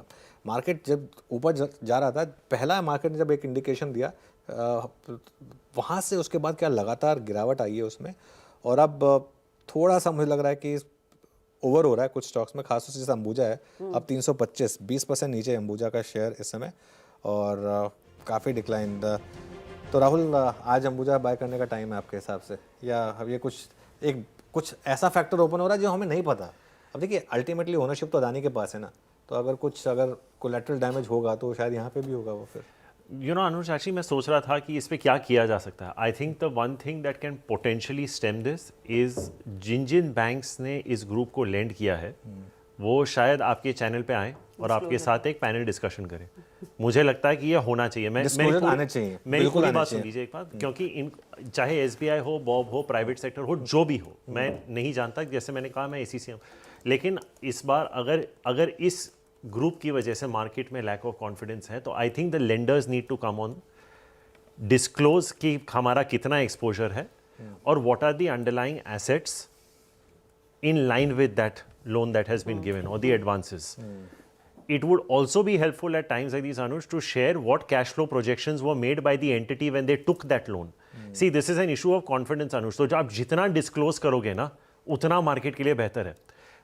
You know, Anuj, जैसे history may not repeat itself, but it rhymes. It rhymes, yes. 93 में एक सीमेंट स्टॉक था, सत्यम हुआ, सत्यम के तो कैश फ्लोज भी नहीं थे, डेट भी नहीं था, and we saw what happened to the market. जब रियल एस्टेट IPOs आए थे वहाँ पे बस्ट हुआ था Reliance Petroleum. So it is not कि वन कंपनी और one group going wrong can not have an impact on the market. It can. We have seen this. 5-6 instances तो मैंने आपको अभी बोल दिए. But I think this is a time where you need to have such level of transparency, Anuj, कि कोई आपको पे उंगली ही नहीं उठा सके. और अगर दो साइड्स एक दूसरे की तरफ, you know, they are going at it, I think the onus lies on the lenders, you know, and particularly now where you have one entity and has come and put a value on the bonds and said that, you know, this is accounting for nothing. I think it is incumbent. आप जितना चुप रहोगे ये उतना ज़्यादा होगा, you know. तो ये it is, especially since there are public sector banks involved, Anuj, and they are taxpayer money at the end of the day, right? आप सबसे ज़्यादा सैलरी अकाउंट्स SBI के किसके होंगे, अनुज? बिल्कुल. Public sector enterprises के. I think it's very, very important that it happens, because if this is the case, you know, okay, so Anuj, without wanting to specifically comment on the group, the fact that a 413-page disclosure has come out and still the market is reacting this way, that itself is telling you a story. So I'm not casting any aspersions. I'm just saying logically the mind is thinking ठीक है। इस पे actually Gurmeet wants to add something, Anuj. हाँ, जी. इसमें ना एक technical बात यह है कि इसकी प्लेजिंग 16 सितंबर को हुई थी अंबानी की, जो होल्डिंग कंपनी ने 48,000 करोड़ के मेरे ख्याल जो प्लेजिंग करी। मुझे लग रहा है ये प्लेज शेयर को लेके, क्योंकि 385 के नीचे आया है प्राइस, ये टेक्निकल अनवाइंडिंग है, तो इसलिए मैं हमेशा बोलता हूँ इसको प्ले आउट होने देना चाहिए। आप एक बार वो बात ठीक है राहुल की कि बैंक आके क्लैरिफाई करें, पर ये जो फॉल आता है 20% वाला, ये जो प्लेज शेयर्स आते हैं, लेवरेज अनवाइंड होता है, ये तब होता है। ऐसे शार्प मूवमेंट्स कितना टाइम लग सकता है ऐसे प्ले आउट होने में? आई मीन अब हम सब कहते हैं इट्स डिफिकल्ट टू टाइम, लेकिन वो कितनी डेप्थ में प्ले आउट लगने होगा? को तो एक ही दिन में हो जाए जैसे पैनिक का कोई लेवल नहीं होता। इसमें ये चीज होती है, you can't really time this because as Anuj was talking about DI and FI selling, आज की डेट में अगर मेरे डेस्क पे सेल ऑर्डर है, अगर सामने कोई बाय ऑर्डर है ही नहीं, तो you can not time this. Actually you can not time this. बिल्कुल, एक काम करते हैं, देवेन से भी एक व्यू लेना है मुझे इस पर। देवेन भाई, SBI में जिस तरीके से सेलिंग आई और एक थोड़ा सा मार्केट को रिस्क फैक्टर लग रहा है, आप क्या अप्रोच कर रख रहे हैं यहाँ पर और क्या अपने क्लाइंट्स को बोलेंगे यहाँ पर? सॉरी देवेन, आप शायद म्यूट पर हैं। जी, सॉरी माय मिस्टेक। एसबीआई ने जो फंड्स लैंड किए हैं अडानी ग्रुप को, उनके सामने उनको रिसीवेबल के साथ कोलेटरलाइज है और वो खुलासा एसबीआई दे चुके हैं। मेरे ख्याल से market time and again nervousness create कर रहा है, बट एक चीज के ऊपर ध्यान देना जरूरी बनता है, उनके एसेट्स के ऑपरेशंस के अंदर कोई खामी नहीं आई है। उनको जो प्रॉब्लम आया है वो basically I think overseas market के अंदर उसके कोलेटरल्स है, उसके ऊपर भी क्वेश्चन आया है। It can affect their future borrowing possibilities. I think I agree with that part of it, but beyond that I think their operations are not getting affected. तो ये चीज के ऊपर ध्यान देना जरूरी बनता है, because this assets are already collateralised and I think they are paying as far as I think the current debt is concerned. ये देखिए, एक जो आज का एक रीज़न है, एक ब्लूमबर्ग ने एक रिपोर्ट छापी है हर्षिता।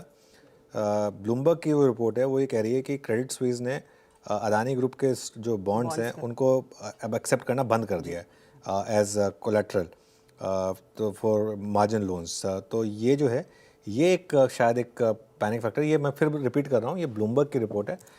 हमने इसकी वेरासिटी नहीं की है और ये हमें पता नहीं है कि वाकई में ऐसा हुआ या नहीं हुआ है, लेकिन ये एक फैक्टर है। तो देवन, PSU बैंकों में आप कोई पर्टिकुलर मतलब छोटे बैंक लेना प्रेफर करेंगे या सेफ्टी के साथ जाएंगे SBI के साथ? SBI is best Anuj. I think ये करंट फॉल भी आया है, प्राइस करेक्ट हुए हैं। I think fundamentals of SBI has remained strong. Other side I think the credit offtake is on a higher side, bank की capacity land करने की बड़ी है, ज्यादा है। तो from that perspective too I feel that SBI is I think a best place bank in the PSU space. दूसरे PSU bank जो छोटे हैं उनके लिए शायद थोड़ा बहुत आगे का समय चैलेंजिंग भी हो सकता है, बिकॉज जो बड़े बोरोवर है they will not prefer to deal with I think smaller banks. तो from that perspective too I think मेरे ख्याल से SBI के ऊपर ज्यादा मैं प्रिफर करूंगा PSU के अंदर। चलिए, देवेन जी शुक्रिया जुड़ने के लिए हमारे साथ। और अब एक काम करते हैं, छोटा सा ब्रेक लेकर आएंगे और ब्रेक लेकर वापस आएंगे तो नवनीत मुनोज जुड़ेंगे हमारे साथ, उनसे भी बात करेंगे और जानेंगे कि उनका क्या व्यू है बजट को लेकर और ख़ासतौर से जो गिरावट आई, हालांकि अब थोड़ा सा रिकवरी आ रही है लोअर लेवल से, इन सब पर बात करेंगे नवनीत से इस ब्रेक के बाद।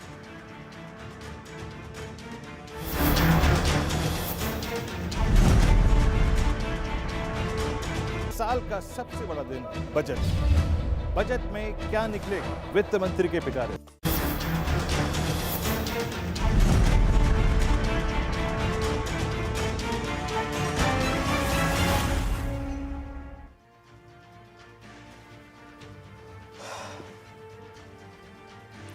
Welcome back. शार्प रिकवरी अब मार्केट में, हालांकि आपको अभी भी स्क्रीन काफ़ी रेड दिखाई देगी, लेकिन जो bank Nifty almost 1000 point down हो गया था, अब वो 270 पॉइंट रह गया। तो 1000 ऊपर, फिर 1000 नीचे और अब 300 पॉइंट ऊपर। ऐसा एक चीज़ हम डिस्कस कर रहे थे कि बजट में कि लेवल्स का कोई मीनिंग नहीं है, क्योंकि सारे के सारे स्टॉप लॉस, आप जो मर्जी स्टॉप लॉस लगा लीजिए वो आपका हिट होगा अगर इस तरीके का, क्योंकि 1000 पॉइंट के दोनों तरफ पेंडुलम ट्रेड दिखा गया ना, एक तेजी की तरफ, फिर मंदी की तरफ, फिर रिकवरी आई, फिर देखते अब फाइनल क्लोजिंग कहाँ पर आती है, लेकिन 400 पॉइंट देखते ही देखते रिकवर। बिल्कुल 400-500 पॉइंट रिकवर हुआ बैंक निफ्टी, और निफ्टी में भी अच्छी खासी रिकवरी। हालांकि अदानी ग्रुप स्टॉक्स अभी भी, अदानी एंटरप्राइज में 30% का सर्किट 2080 वहाँ पर रेट। चलिए अब एक काम करते हैं, अब हमारे साथ नवनीत मुनोज जुड़ गए हैं और HDFC AMC के MD and CEO। In fact HDFC mutual fund के MD और CEO बनने के बाद मेरी शायद नवनीत आपसे पहली बार बात हो रही है।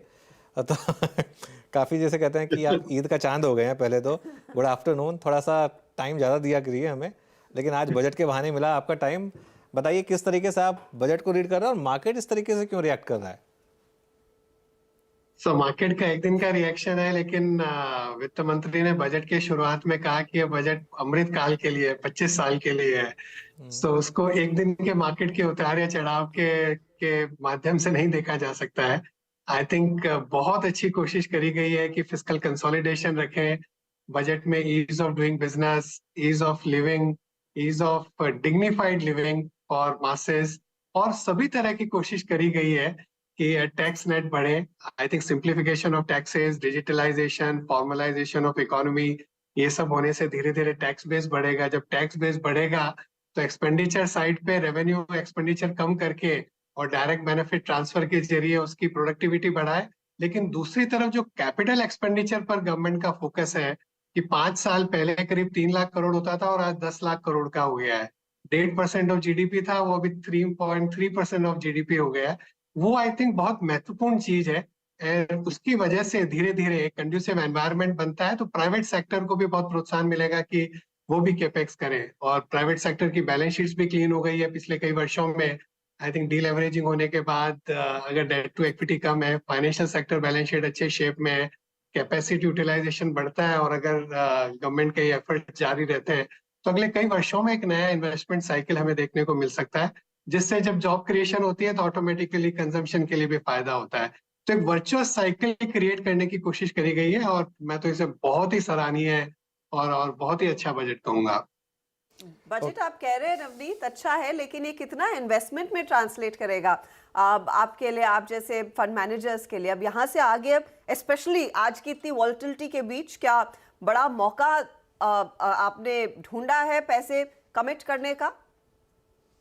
बाजार में 4 चीजें होती है। एक तो मैक्रो एनवायरनमेंट है, पॉलिसी एनवायरनमेंट है, वो एक ही भाग है। पर दूसरा होता है कॉर्पोरेट प्रॉफिटेबिलिटी, तीसरा है वैल्यूएशंस कहाँ पर है बाजार के, और चौथा है लिक्विडिटी और सेंटिमेंट। तो जो मैक्रो एनवायरनमेंट है, पॉलिसी एनवायरनमेंट है, उसमें मेरे ख्याल में बजट ने एक बहुत ही अच्छा, मैं कहूंगा कि ग्रीन सिग्नल दिया है, रेड सिग्नल नहीं दिया है। बहुत ही प्रोत्साहन दिया है बाजार को, निवेशकों को, चाहे वो बड़े व्यापारी हो, चाहे विश्व की कोई भी कंपनी हो, चाहे यहाँ के उद्यमी हो, छोटे से बड़े, सबको आई थिंक ये बड़ा प्रोत्साहन करने वाला बजट होगा। लेकिन बाजार में कॉर्पोरेट के प्रॉफिट वैल्यूएशंस कहाँ पर है? तो पिछले साल 2022 में आई थिंक भारत का काफी आउट परफॉर्मेंस रहा विश्व के दूसरे बाजारों के कंपैरिजन में। अभी वो कुछ बाजार हैं जो शायद भारत से ज्यादा अच्छा कर रहे हैं, कुछ पैसा जो फॉरेन पोर्टफोलियो इन्वेस्टर्स का कुछ वहां पर लग रहा है। पर ओवरऑल आई थिंक अगर कॉर्पोरेट प्रॉफिटेबिलिटी ठीक रहती है, मैक्रो एनवायरनमेंट अगर ठीक रहता है, और थोड़ा टाइम करेक्शन से अगर वैल्यूएशंस भी ठीक हो जाते हैं, तो लिक्विडिटी वापस बढ़नी चाहिए। सेंटिमेंट, लिक्विडिटी, कई सारे टेक्निकल फैक्टर्स भी होते हैं, जैसा पहले अनुज बता रहे थे, तो शॉर्ट टर्म में उसको देख लेना इतना इजी नहीं होता है।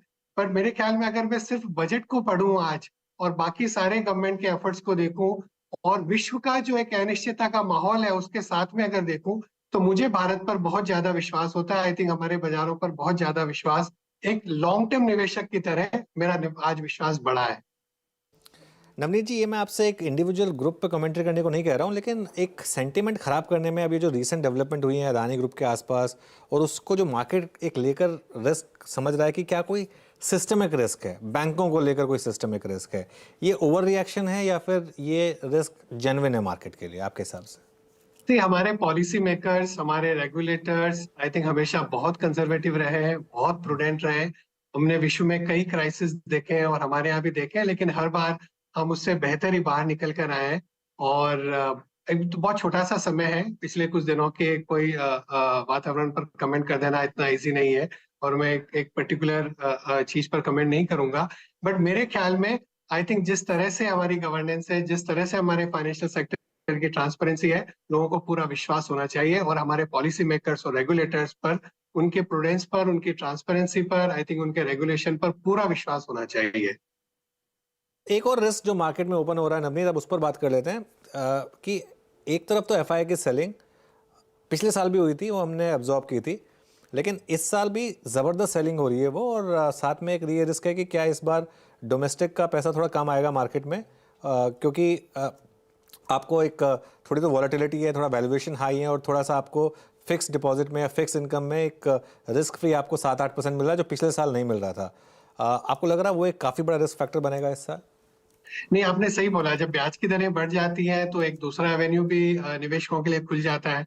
तो फिक्स इनकम फंड्स में अपॉर्चुनिटीज है, और इक्विटी में पिछले साल क्योंकि ब्याज की दरें कम थी, लिक्विडिटी बहुत अच्छी थी और शेयर बाजार अच्छा कर रहा था, निवेशकों का रुझान उस तरफ था, वो थोड़ा सा कम हो गया है। तो दो तरह से कहूंगा, एक अगर cyclical part of the flows अगर हम देखेंगे तो कम हो गए, structural part of the flows है जो हमको एसआईपी बुक में दिखते हैं वो शायद बढ़ते रहेंगे क्योंकि अभी भी बहुत अंडर पेनिट्रेशन है। पर आपकी बात सही है, थोड़ा घरेलू निवेशकों से भी अगर फ्लोज कम हो गए तो उसका बाजार पर जरूर असर पड़ रहा है। इसलिए मेरे ख्याल में सभी पूरे इकोसिस्टम को, आपको, हमारे को, पॉलिसी मेकर्स को, सबको कोशिश करनी होगी कि घरेलू निवेशकों का बाजार पर विश्वास कम नहीं हो, और बहुत अंडर पेनिट्रेशन है अभी भी।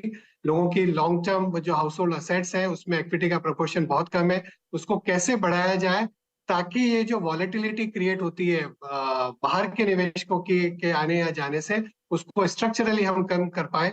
पिछले साल हमने वो देखा है, और किस तरह से हम उसको एक स्ट्रक्चरल फोर्स बना सके, उस पर सभी का सहयोग की बहुत बहुत जरूरत है। और इस साल 2023 में पर्टिकुलरली वो टेस्ट होगी और हमें उस पर खरा उतरना है। पूरी कोशिश हम सभी को करनी है। चलिए नवनीत जी, शुक्रिया जुड़ने के लिए हमारे साथ। और जैसे मैंने कहा, मैं रिक्वेस्ट करूंगा कि आपके साथ थोड़ी सी बातचीत, थोड़े इतना अगले बातचीत में इतना बड़ा गैप ना आए। आज जुड़ने के लिए हमारे साथ शुक्रिया और all the best. Thank you, धन्यवाद। तो चलिए, तो मैं एक्चुअली वेट कर रहा था कि मार्केट थोड़ा स्टेबलाइज हो तो राहुल का केक काटें, क्योंकि अब निफ्टी आ गया ग्रीन में। क्योंकि ना थोड़ा अजीब लगता है अगर निफ्टी नीचे होता और बैंक निफ्टी 1000 पॉइंट नीचे होता, हम केक काट रहे होते। राहुल ग्रीन में आया, अब इससे पहले कि रेड में आए, प्लीज केक काट लो। बता नहीं सकता क्या क्या किया है इस केक काटने। Thank you so much Anuj and the entire team. चलिए, thank you so much. Happy birthday Rahul. और Thank you so बहुत अपने बर्थडे वाले दिन पूरा दिन आपने आवाज़ के साथ बिताया और हमारे बजट एडिटर बने, उसके लिए बहुत बहुत शुक्रिया। और अब एक काम करते हैं, एक कोई बर्थडे विश बताइए।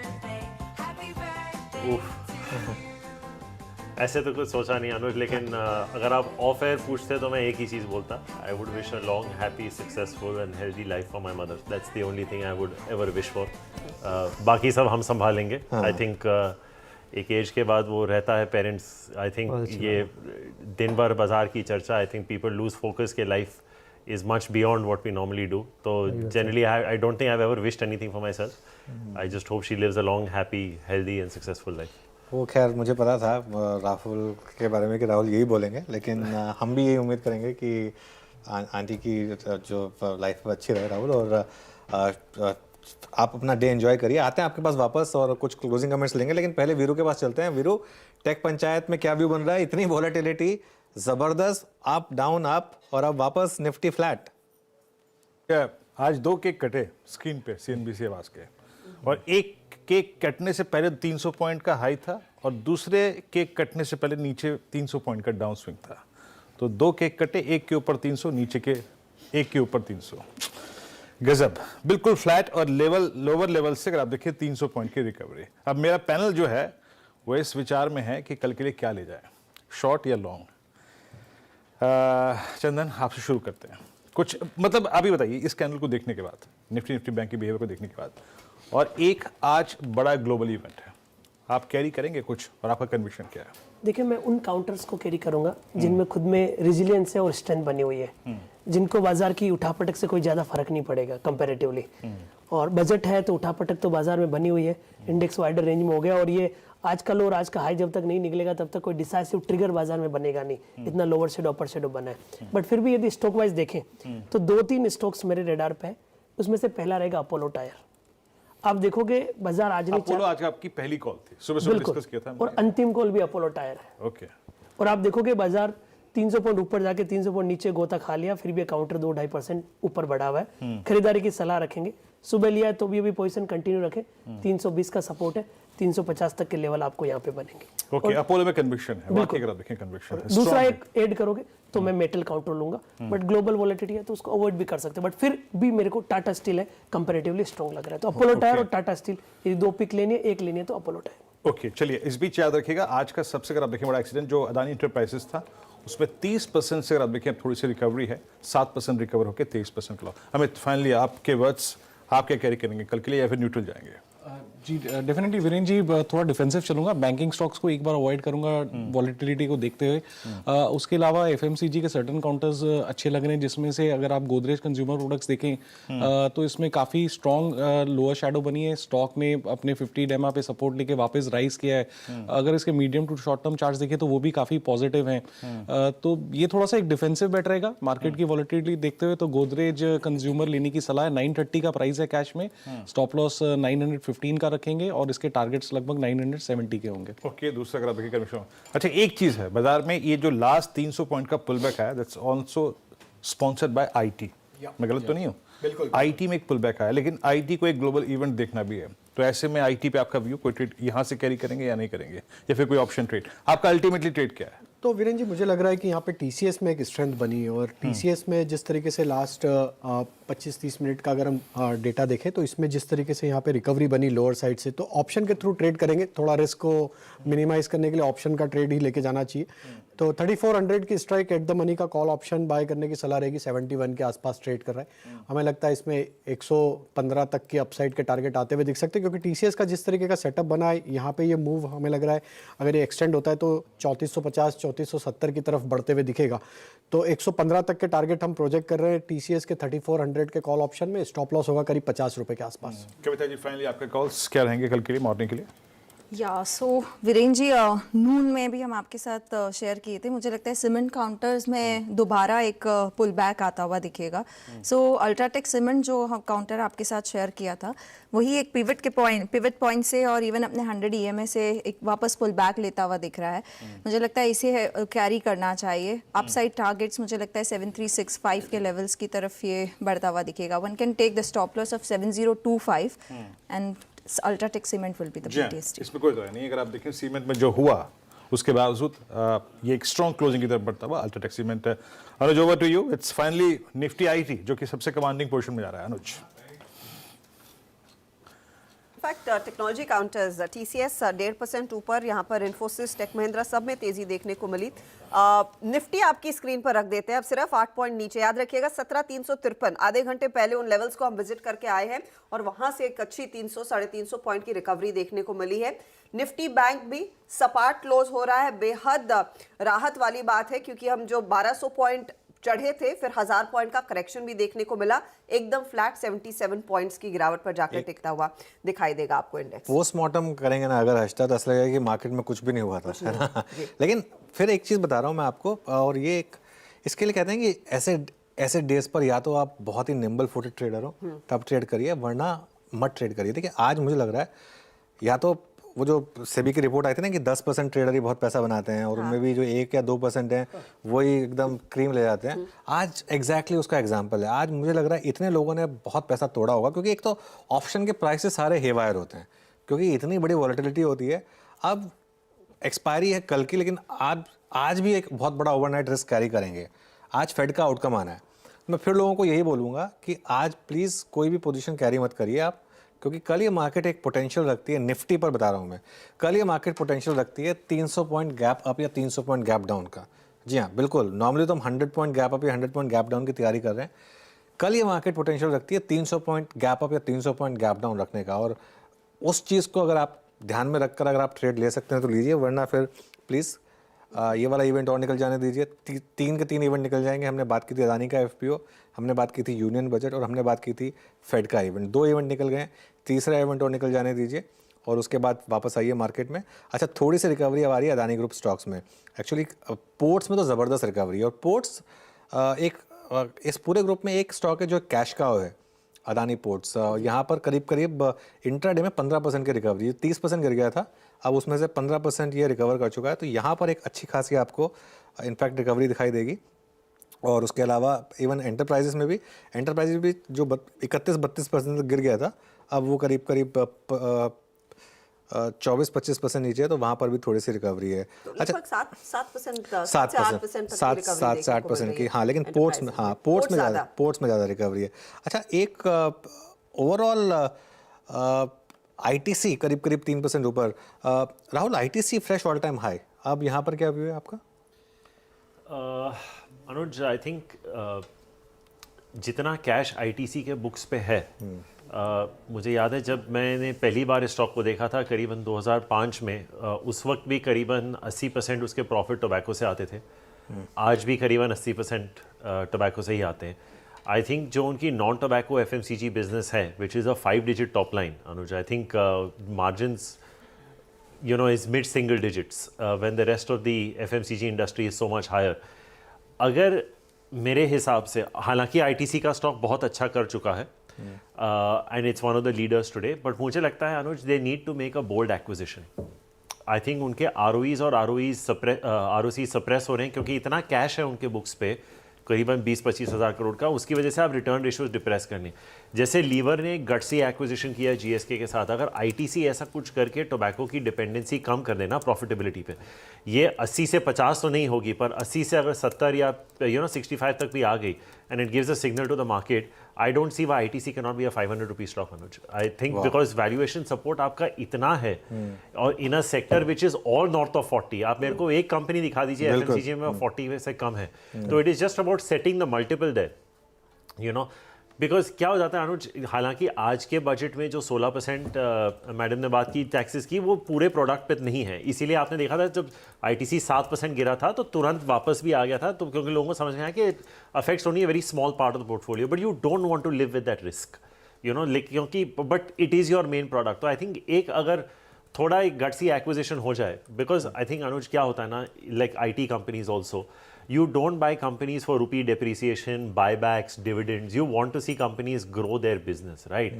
हम नहीं चला रहे, we want to be shareholders and partners in that business.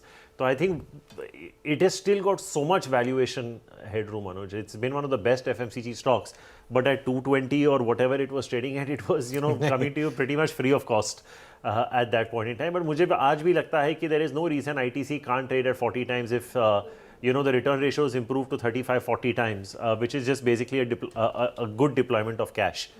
And it could do wonders. I mean, could it be a portfolio hold? I think it can, क्योंकि valuation support भी है और growth भी है. And एक credit देना चाहिए अनुज के, एटलीस्ट उन्होंने एक 5 डिजिट नॉन एफएमसीजी बिजनेस खड़ा किया है, पर ये 200-250 करोड़ के सैवलॉन के एक्विजिशंस, ये बस 19-20 का फर्क है, इट्स बट ठीक है। गुरमीत, आप एग्री कर रहे हैं राहुल से? मतलब आप नोट कर रहे थे जब उन्होंने कहा 500 रुपये का भाव हो सकता है तो हाँ, मुझे लगता है डी मर्जर अगर एफएमसीजी का कर सकें या बड़ा एक्विजिशन करके एफएमसीजी बिजनेस को और स्केल अप करें, 10,000 करोड़ रेवेन्यू बहुत होता है और काफ़ी सारे पावर ब्रांड्स हैं उनके जो 1,000 करोड़ से ऊपर के टर्नओवर के हैं। आप देखिए डाबर के पास 9 पावर ब्रांड्स हैं, आमला, हनी, बाकी। तो अगर आप 5, जैसे एचयूएल ने स्ट्रैटेजी करी थी, अगर आप पावर ब्रांड्स बना सकते हैं एफएमसीजी में तो मल्टीपल जो है वो री रेटिंग वहीं से आता है। तो मेरे हिसाब से डी मर्जर शायद ज़्यादा और अच्छी री रेटिंग कर सकता है और उसका इंतजार तो आप देखते हैं, उस पर बातचीत तो काफ़ी हुई है, it's just a matter of time कि कब होगा। अच्छा गुरमीत, एक हाइपोथेटिकल क्वेश्चन, अज्यूमिंग अब अदानी ग्रुप के यहाँ से कोई और रिस्क मार्केट में नहीं आए, अमेरिकी बाजारों में सिर्फ 25 बेसिस पॉइंट का ही रेट हाइक हो और वो एक थोड़ी सी स्टेटमेंट ऐसी दे कि शायद अब इसके बाद अब थोड़े बहुत होंगे, ज़्यादा हाइक्स नहीं आएंगे, इस समय अगर आपने पैसा लगाना हो तो पहले 2 स्टॉक्स कौन से होंगे लेने वाले? एक्चुअली हर्षदा, उससे पहले आपने शायद थोड़ा गलत अज्यूम कर लिया, अदानी वापस 32% नीचे आ गया, वो जो रिकवरी आ रही थी वो सारी के सारी, हाँ वो एकदम से सारा का सारा गिर गया। नहीं, मैं कहा शायद आपने स्क्रीन ना देखी हो तो इसके लिए नहीं, लेकिन अज्यूमिंग यहाँ से अब कुछ नेगेटिव ना है।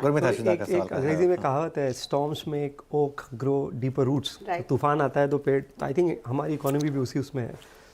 तो एक तो क्लियर बैंक्स हैं, मुझे लगता नहीं कि आपको आंख बंद करके आपको जो अच्छा प्राइवेट सेक्टर बैंक लगता है वो दे रहना चाहिए। सेकंड लेवल जाके शायद छोटे प्राइवेट बैंक पे फोकस कर सकते हैं, आईडीएफसी फर्स्ट है, और मुझे लगता है एनबीएफसी थोड़ा सा कैचअप करेंगे, जैसे जैसे बॉन्ड यील्ड स्टेबल होगी, एक पीक आएगा तो हमें पूना वाला फिनकॉप अच्छा लगता है, उसकी रेटिंग AAA हुई है, लोन बुक सिर्फ 16,000 करोड़ है, they are talking of 3 times यहाँ से, तो रिटर्न रेशियो बढ़ेगा। दूसरा, मुझे मैन्युफैक्चरिंग में बहुत अपॉर्चुनिटीज़ दिखती हैं, गवर्नमेंट भी फोकस्ड है, टेक्सटाइल एक ऐसा स्पेस है मुझे लगता है कि जहाँ काफ़ी चीज़ें एक साथ इकट्ठी आ रही हैं, तो हमें गोकुलदास अच्छा लगता है अपैरल्स में, और हमें डिफेंस में मैन्युफैक्चरिंग में कुछ नाम अच्छे लगते हैं। सोलार इंडस्ट्रीज़ एक हमारा फेवरेट है, और मुझे लगता है सिलेक्टिवली आईटी में मुझे लगता है निबल करने का टाइम। ओके, $80 बिलियन का मार्केट कैप लॉस हुआ है आज अदानी ग्रुप, मतलब अब तक अदानी ग्रुप के स्टॉक्स में $80 बिलियन। मतलब 10 स्टॉक्स का मार्केट कैप जोड़ दें तो $80 बिलियन का एक ज़बरदस्त डिक्लाइन, और वो अदानी स्टॉक वापस अब 32% नीचे, अदानी एंटरप्राइजेस वाला स्टॉक का, तो ज़बरदस्त पिटाई हुई है यहाँ पर। राहुल, जाने से पहले आपने बोला कि इंश्योरेंस स्टॉक्स में बाय करिए, आपका प्रेफर्ड पिक क्या है? SBI life? I think HDFC life at this price. Okay, HDFC life, SBI life, max, ICICI Pru life in that order. Okay, चलिए अब एक काम करते हैं, एक बार वीरू के पास जाते हैं और समझ लेते हैं कि F&O में कहाँ पर पोजिशनिंग अप या डाउन साइड की हुई है वीरू? फाइनली अदानी समूह के स्टॉक्स अगर आप देखें आपकी स्क्रीन पे 35% Adani enterprises down, Adani ports 19%, और साथ ही साथ अगर आप देखें दो सीमेंट समूह स्पेस के स्टॉक्स, ये अदानी ACC और अंबुजा, दोनों ही काफ़ी दिक्कत में। थीम इस पूरी की पूरी अगर आप देखें सेकंड हाफ की जो पेन की रही, उसमें अदानी के समूह के स्टॉक्स, इंश्योरेंस स्टॉक्स और साथ ही साथ डिफेंस, ये कोलैप्स हो रहे थे, और कोलैप्स हो रहे थे banking, specially PSU banking basket. याद रखिएगा सबसे सिवियर प्राइस डैमेज हुआ है कैनरा बैंक में और स्टेट बैंक ऑफ इंडिया में। और एक बार आप LIC भी लेके आइए, वो भी स्टॉक दिखाइएगा, क्योंकि SBI के बाद जो स्टॉक मेरे को नज़र आ रहा है और जिसको शायद हम सुबह सुबह कल डिस्कस भी करेंगे, एक बार आप LIC को लेके आइएगा। मैंने जब लास्ट टाइम चेक किया था it was down about I think 10%, अब करीब 9% LIC ट्रेड करता हुआ नीचे। स्ट्रेंथ की बात मैं क्या करूं यहाँ पे, ये थे पेन, जुबिलेंट फूड्स, जहां नंबर्स अगर आप देखिए वीक रहे, आपकी स्क्रीन पे 6.5% नीचे। याद रखिएगा ह्यूज शॉर्टिंग हुई है इसमें आज, और जुबिलेंट फूड वर्क्स आज जिस प्राइस पे क्लोज हो रहा है, ये है पोस्ट नवंबर 2020 के बाद सबसे लोवेस्ट क्लस्टर पे क्लोज हो रहा है। यहाँ पे मेरे स्क्रीन पे काफ़ी शॉर्टिंग दिखाई दे रही है, और डिफेंस में HCL में सबसे ज़्यादा शॉर्टिंग है। बाजार प्रॉमिसिंग तौर पे जहाँ पे लॉन्ग्स लेके जा रहा है वो आई थिंक इंडियन होटल्स है, स्ट्रॉन्ग अर्निंग, स्ट्रॉन्ग नंबर्स के बाद स्ट्रॉन्ग कॉन्फिडेंस, चोला फाइनेंस। यहाँ पे मेटल स्पेस में JSPL आज इतने टर्बुलेंस के बीच में अपना ऑल टाइम हाई क्लोज दे रहा है। मेरे स्क्रीन पे सबसे स्ट्रॉन्ग लॉन्ग जो बिल्डअप है वो यहीं पे है, और ऑल टाइम हाई छुआ इसने आज अपने स्टॉक ने JSPL। डिक्सन में आज एक रिकवरी थी 3.5%, यहाँ पे थोड़े बहुत अगर आप देखें शॉर्ट कवर हुए।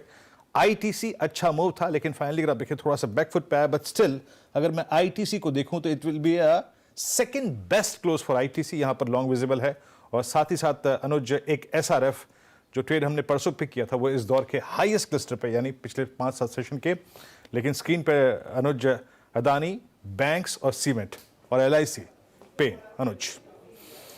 बिल्कुल, और करीब 4 मिनट बचे हैं मार्केट बंद होने में। देखिए नॉर्मली हजदा मैं मार्केट क्लोज होने से पहले एक मार्केट की क्लोज को लेकर एक स्टेटमेंट देता हूँ कि क्लोज कैसा रहा। आज मैं कुछ नहीं कह सकता उस क्लोज को लेकर, क्योंकि मतलब लेकिन एक चीज़ है, मार्केट में फियर फैक्टर तो है, इसमें बहुत टाइम के बाद एक फियर फैक्टर लौटा है, और इस तरीके से जो मार्केट ने आज रिएक्ट किया, मुझे लग रहा है मोर देन एनीथिंग एल्स, एक मैं टर्म यूज़ करता हूँ मार्केट में कि मार्केट में वायलेंस जो होती है वो थोड़ी सी मुझे डराती है। जिस तरीके की इंट्राडे स्विंग्स आ रही हैं, ये ठीक है ऊपर नीचे होता रहता है मार्केट, लेकिन 1000 पॉइंट ऊपर बैंक निफ्टी, फिर उस 1000 पॉइंट नीचे इंट्राडे में, उसके बाद फिर पूरी की पूरी उसकी रिकवरी, निफ्टी 300 पॉइंट ऊपर, फिर 300 पॉइंट नीचे, फिर पूरी रिकवरी। इस तरीके की जो मार्केट है ना, उसमें बहुत टफ हो जाता है आपको कोई भी कॉल लेना।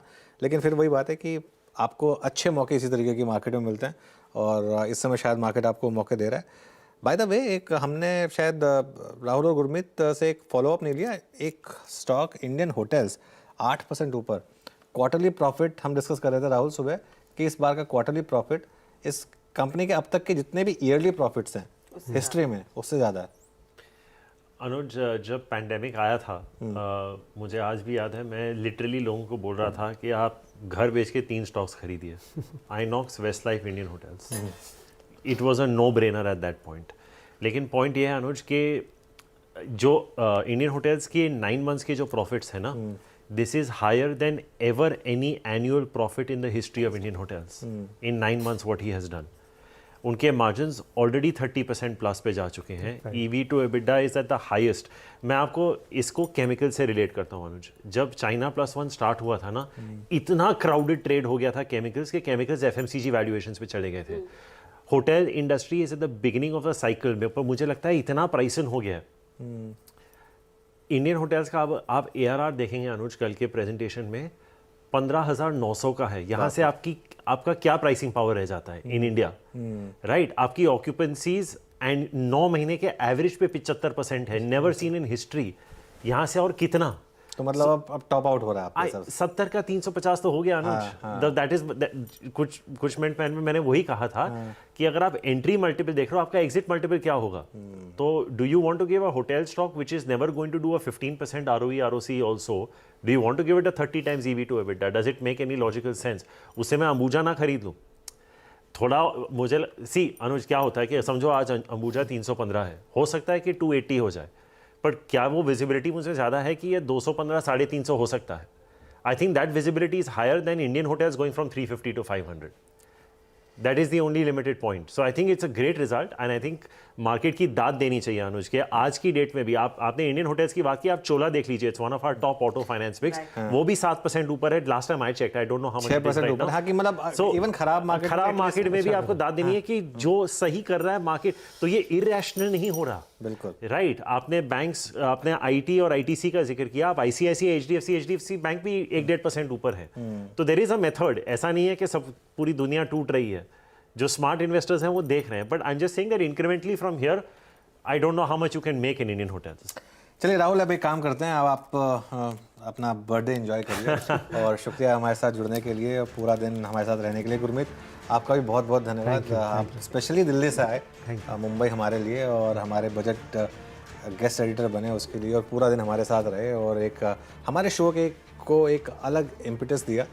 इतना शार्प इंसाइसिव एनालिसिस राहुल और गुरमीत दोनों ने किया हमारे लिए, और ख़ास तौर से इंडिविजुअल स्टॉक्स के लिए, क्योंकि हमारे दर्शकों को अल्टीमेटली वही चाहिए कि इंडिविजुअल स्टॉक्स में किस तरीके से फिर फाइनली इम्पैक्ट आएगा और किस तरीके से मार्केट.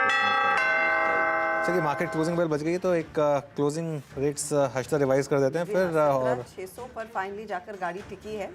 हालांकि इसे बेहतर लेवल देखने को मिले थे, लेकिन 17,600 भी इज नॉट बैड. 55 अंकों की गिरावट. निफ्टी बैंक का जहां पर 40,000 के नीचे हम फिसले थे, आखिरी 1.5 घंटे में 40,500 पर फाइनली क्लोज आता हुआ 150 पॉइंट की गिरावट जरूर देखने को मिल रही है. मिड कैप इंडेक्स में ज्यादा मारकाट मची आज, 300 पॉइंट का नुकसान. आपको याद होगा सुबह में बाजार खुलने के ठीक पहले हम एडवांस डिक्लाइन रेशियो का जिक्र कर रहे थे, जो 5:1 थी.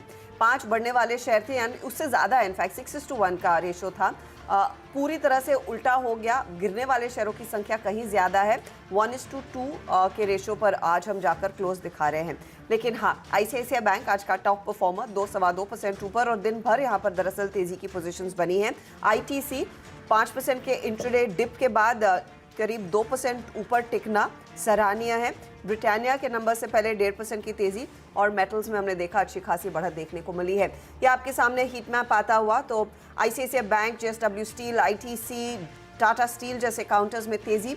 सिप्ला में खरीदारी. HDFC बैंक जिसका हम जिक्र कर रहे थे वो भी तेजी में. टाटा कंज्यूमर्स नंबर से पहले कुछ खरीदारी बनती हुई दिखाई दी.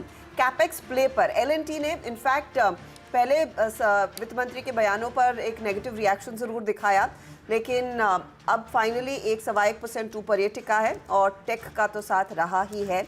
TCS, विप्रो, इन्फोसिस, टेक महिंद्रा, इन सब में खरीदारी के सौदे बनते दिखाई दिए हैं. लेकिन लूजिंग एंड पर एक तो Adani group, Adani enterprises, Adani port, दोनों ही स्टॉक्स की खूब धुलाई हुई है आज. और लाइफ इंश्योरेंस कंपनियों ने भी काफ़ी ज़्यादा प्रेशर डाला आज के मार्केट पर. SBI life, HDFC life, Bajaj Finserv जहां पर एक्सपोजर है. SBI ने भी थोड़े से झटके खाए हैं आज, करीब 4-4.5% नीचे. इनफैक्ट SBI अपने डे हाई से काफ़ी हल्का होता हुआ दिखाई दिया है. तो ये इनफैक्ट लूजिंग विकेट पर वो स्टॉक्स, लेकिन 17,600 55 अंकों की गिरावट पर ये क्लोज. चलिए, ऐसी मोड पर हम भी एक छोटा सा विराम लेते हैं और कुछ और एनालिसिस जारी रहेगी, कुछ और फाइन प्रिंट्स आपके लिए लेकर आएंगे बजट के. हमारे साथ आगे अमीशा वोरा भी जुड़ने वाली हैं, चर्चा को जारी रखेंगे. ब्रेक.